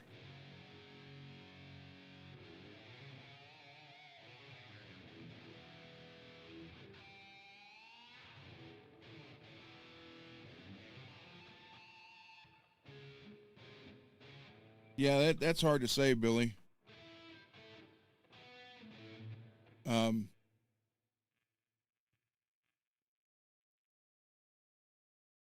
don't know. You know, all my favorites are gone. Well, other than Tony, but Randy's gone. Jake can't play like he used to. So I know. Dropped my green pick.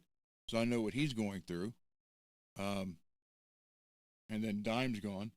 So, you know, those were my. George is still here.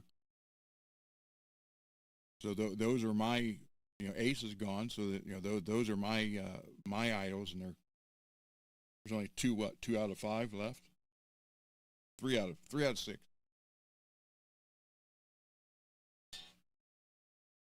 Peggy, well, someone.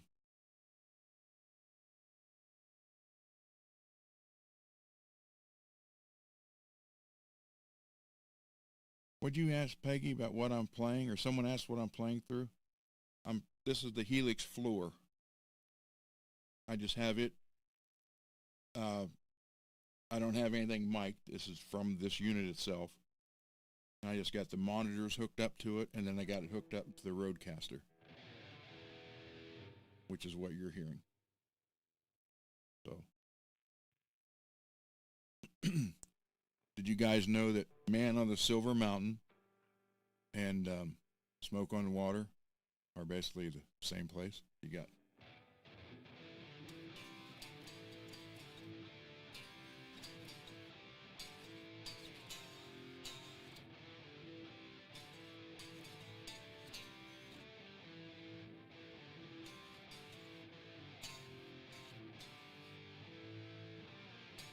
That's Man on Silver Mountain, then Smoke on the Water.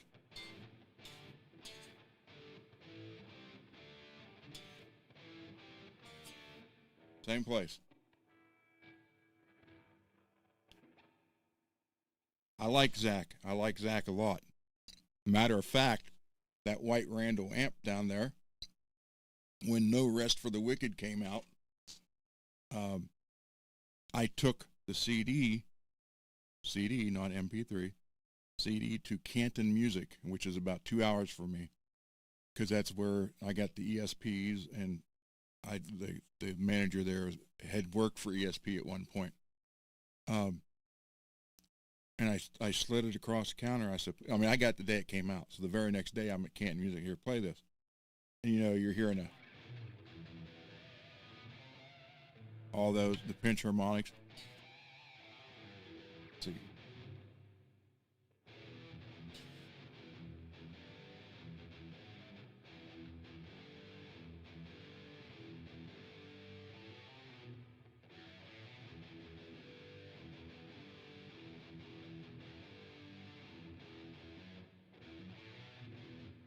So, or he does it one way, then when Ozzy's singing, it's the other chord. So anyhow, I said, here. I said, I want that sound. I said, you know what guitar I have, which was the ESP. He's like, he's probably playing through a $50,000 rack. I'm like, I don't care. What can I get cheap? So he made some phone calls and called me up and he said, I can get a custom head Randall for you that will make it easier and pick up the harmonics and everything a lot easier.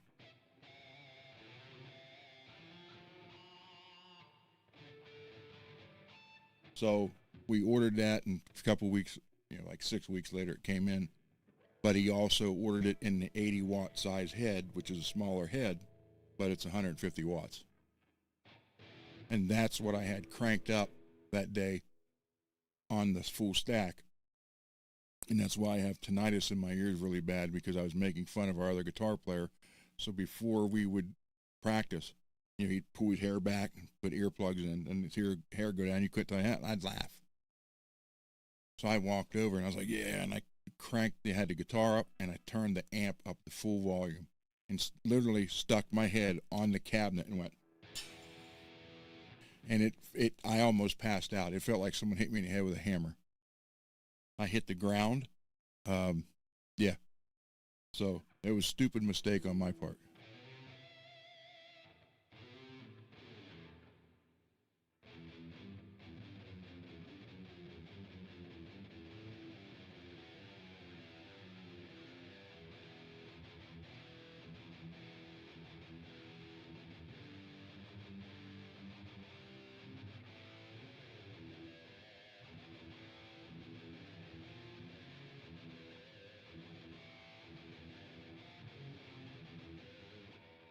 So, yeah, I like Zach as a player. I like Jake a lot too. I spent the day with Jake and sat on almost over 4 hours on the bus with him and Ray Gillen, and we were just playing anything and everything. and then I got to do sound check for Badlands. Jake's like, here, he handed me his guitar. He goes, play something. I'm going out to the board. I want to hear it. Obviously, it sounds different than when the arena was empty, as opposed to 25,000 people in there. But he went out to the board, and Badlands album had just come out like a week prior to that. I didn't have it yet. So I'm standing up there, and he's like, well, play something. And I looked at the guy. I'm up there with Eric Singer on drums, Ray Gillen on vocals. I can't remember the bass player's name. And I'm playing Jake's White Charvel that's in the Bark at the Moon video. And all I could think of was, I looked at them, I said, can we do Bark at the Moon? I'm like, sure. So we do Bark at the Moon. And then when I was done, I was thinking, oh, Jake's going to be mad. So he comes walking back up. I said, how'd it sound? He goes, well, you played it wrong, but don't worry, Zach plays it wrong too. And I just kind of stood there. He's like, but it sounded okay.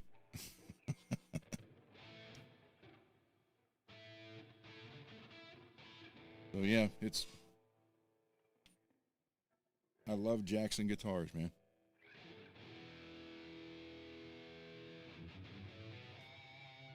Tremolo set just right.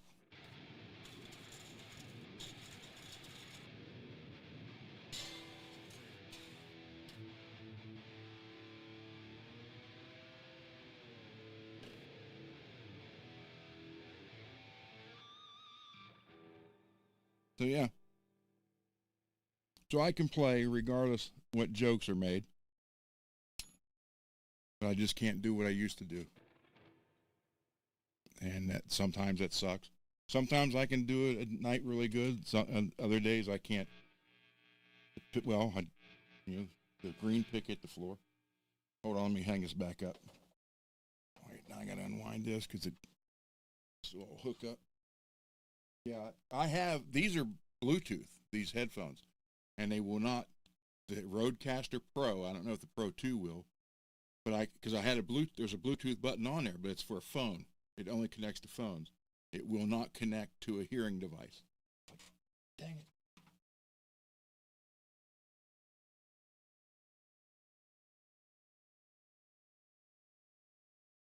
Well, I love this guitar, Greasy. Thank you. I bought this from Greasy. Love this thing.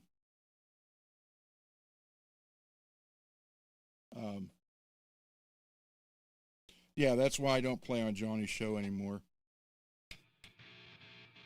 And also why I don't go, I've had offers before to go play on the show, and I never know if it's going to be a good day or a bad day.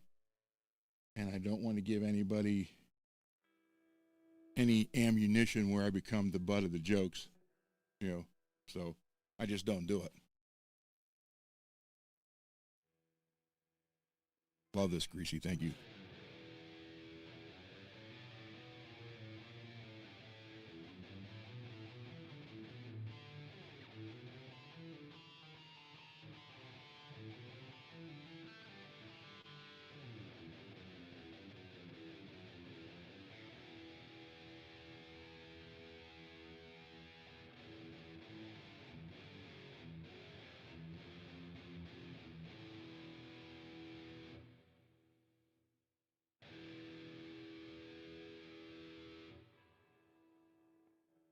Oh, I love it.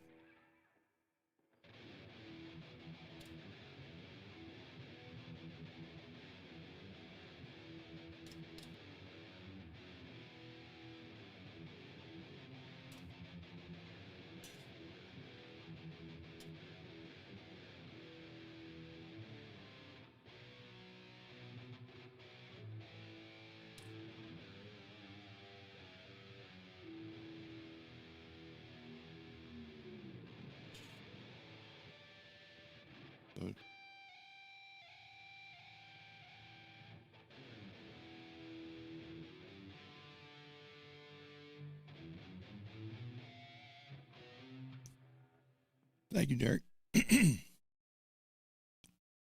I think I only have like 60 here. The rest are in storage across the state. Literally, they're 3 hours away from me.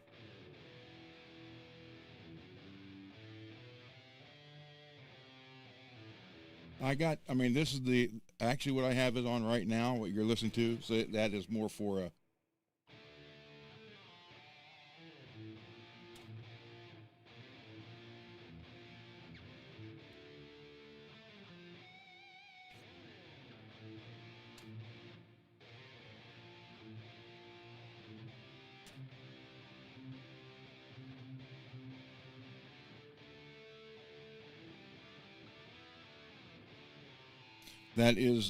I actually put in the polka dot pedal and trying to emulate Randy's live sound on the one I'm on now. But okay, we go from that to,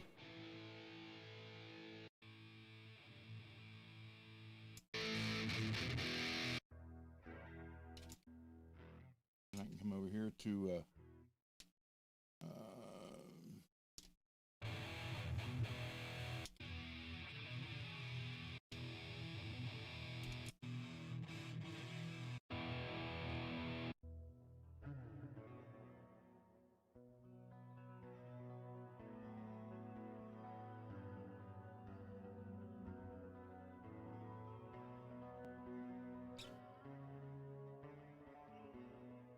I have this one.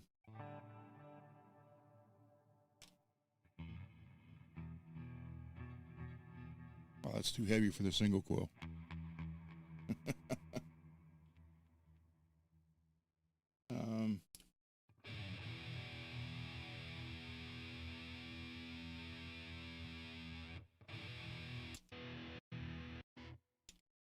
Yeah, this thing, I can hold like 1,400 things in here.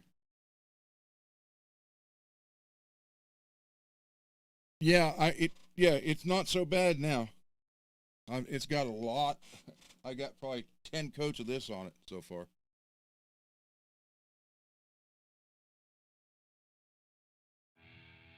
But I ordered, I can't think of the name of it. It's a powder that you mix with a little bit of warm water, and you got a felt pad, and the little scratches that's in the glass, it's supposed to remove those.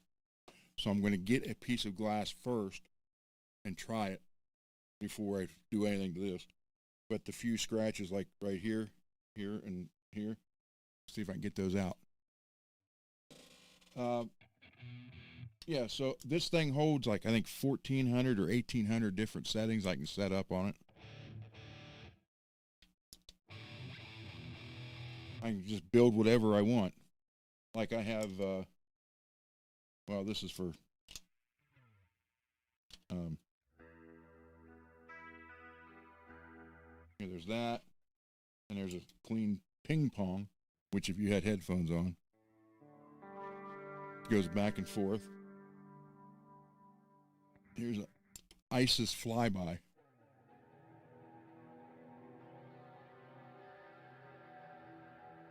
Heaven's Door, which I don't think that's right.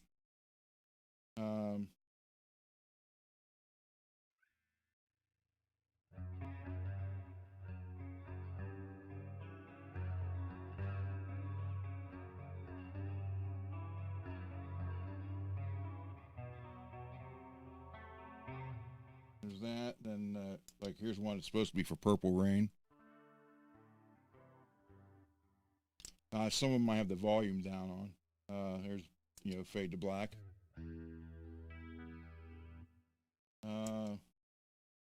Stray Cats, which if anybody's ever listened to Stray Cats.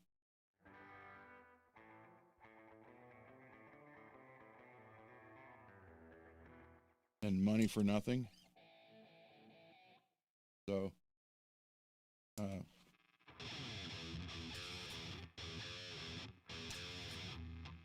there's, oh, everybody knows this one.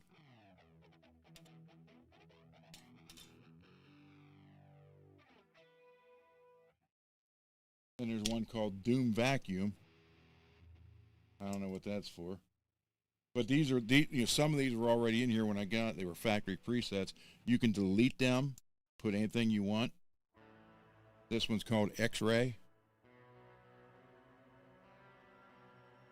And here's clean mode number 2. Doctor Strange. Sky Explosions.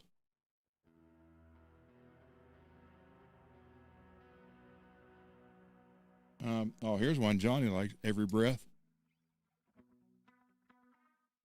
Which I have no way to play. I have no idea. Then I have one that I did, because I also like Pink Floyd. I think David Gilmour is great. So this one I did is called Run Like Hell.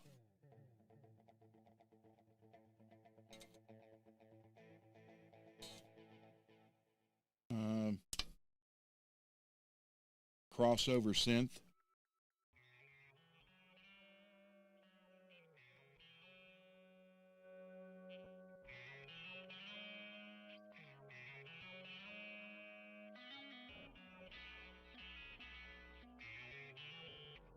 And I got my Johnny Cash.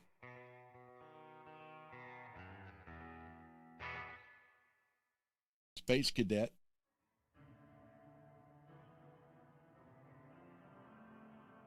There's just, you know, some of them you'll never use, so I just kind of get rid of them and write my own.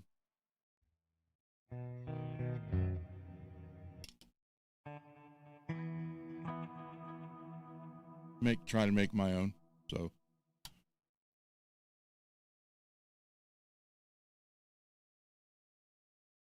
I love Randy's tone on the live album. I really do. Which is why, you know, I tried to emulate that with this one. And I did use the pedal. Because he had that, you know, the chorus. Well, I can tell you what all's on this. I'm using a rectifier cabinet, a rev head, the red one, simple delay, low and high cut, Scream 808, and plate delay.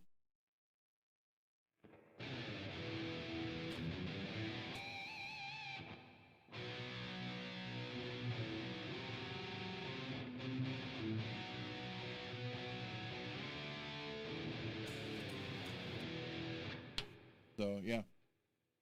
Then I got a hard gate. Let's see. How's that go?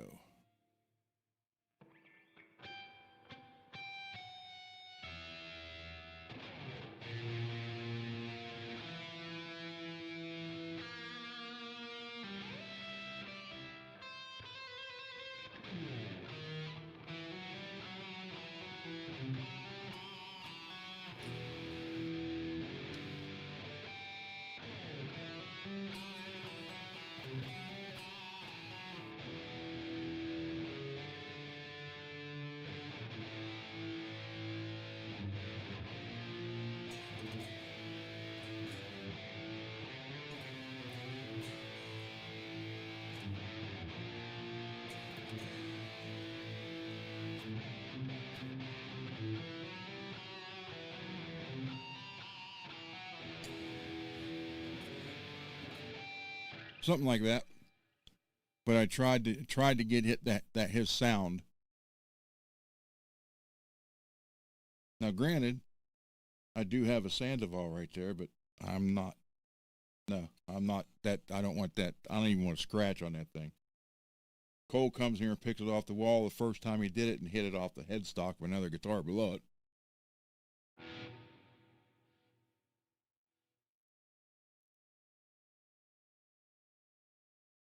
But yeah, you can build anything you want. So, like I said, I tried to get as close as I could to his sound, the live sound. So.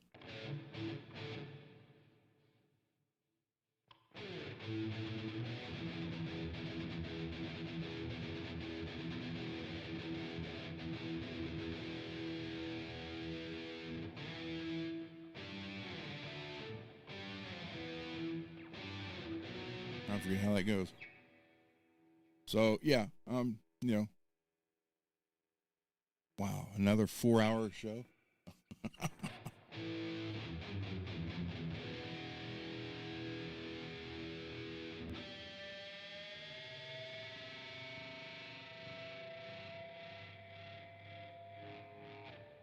See, if you're using your Floyd deck, you're only using half of it.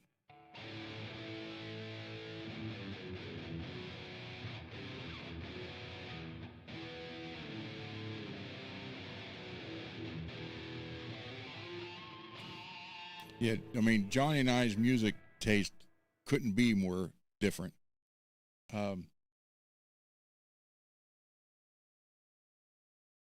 His show, he makes fun of me, and that's whatever.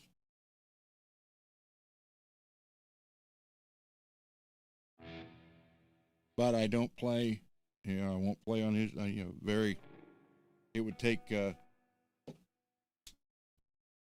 lot for me to play, because then I get through this. So, all right, guys. So we're almost at 4 hours. I only get 20 hours a month on this for free. I didn't know that until right before the last week of January. They told me I was down to like 3 hours left. I'm like, oh, I didn't know I had a time limit. So with that, I got to end this. And thank you, everybody, seriously, for hanging out, especially this late. Hopefully the shows just keep getting better. That's what I'm hoping for. More guests, and then when I can afford it, I'll get the paid subscription so it'll work better. And like to have you guys in the chat every now and then. Someone come on as a guest. I want to make this interactive as possible and get everything going, and try to make it a little bit different type show. So I sorry the microphone screwed up, because I actually planned on this show. I didn't plan on any of this or playing any of the songs. I was going to tear the guitar apart for everybody, get it ready for the new stuff, but the mic screwed up. So I need to get another one of these mics for there and pay for the StreamYard. Then we'll be able to take off from there. So everybody, good night. And again, no, James, don't thank me. Thank you guys. Absolutely love hanging out with you guys. You know, 4 hours is nothing for me. But when I only get 20 a month, I got to be careful. So with that, everybody, good night. Thank you for being here. Thanks for hanging out. And everybody that made donations, thank you so much for all that. As Dio would say, you're all the biggest stars in the world. Good night, everybody.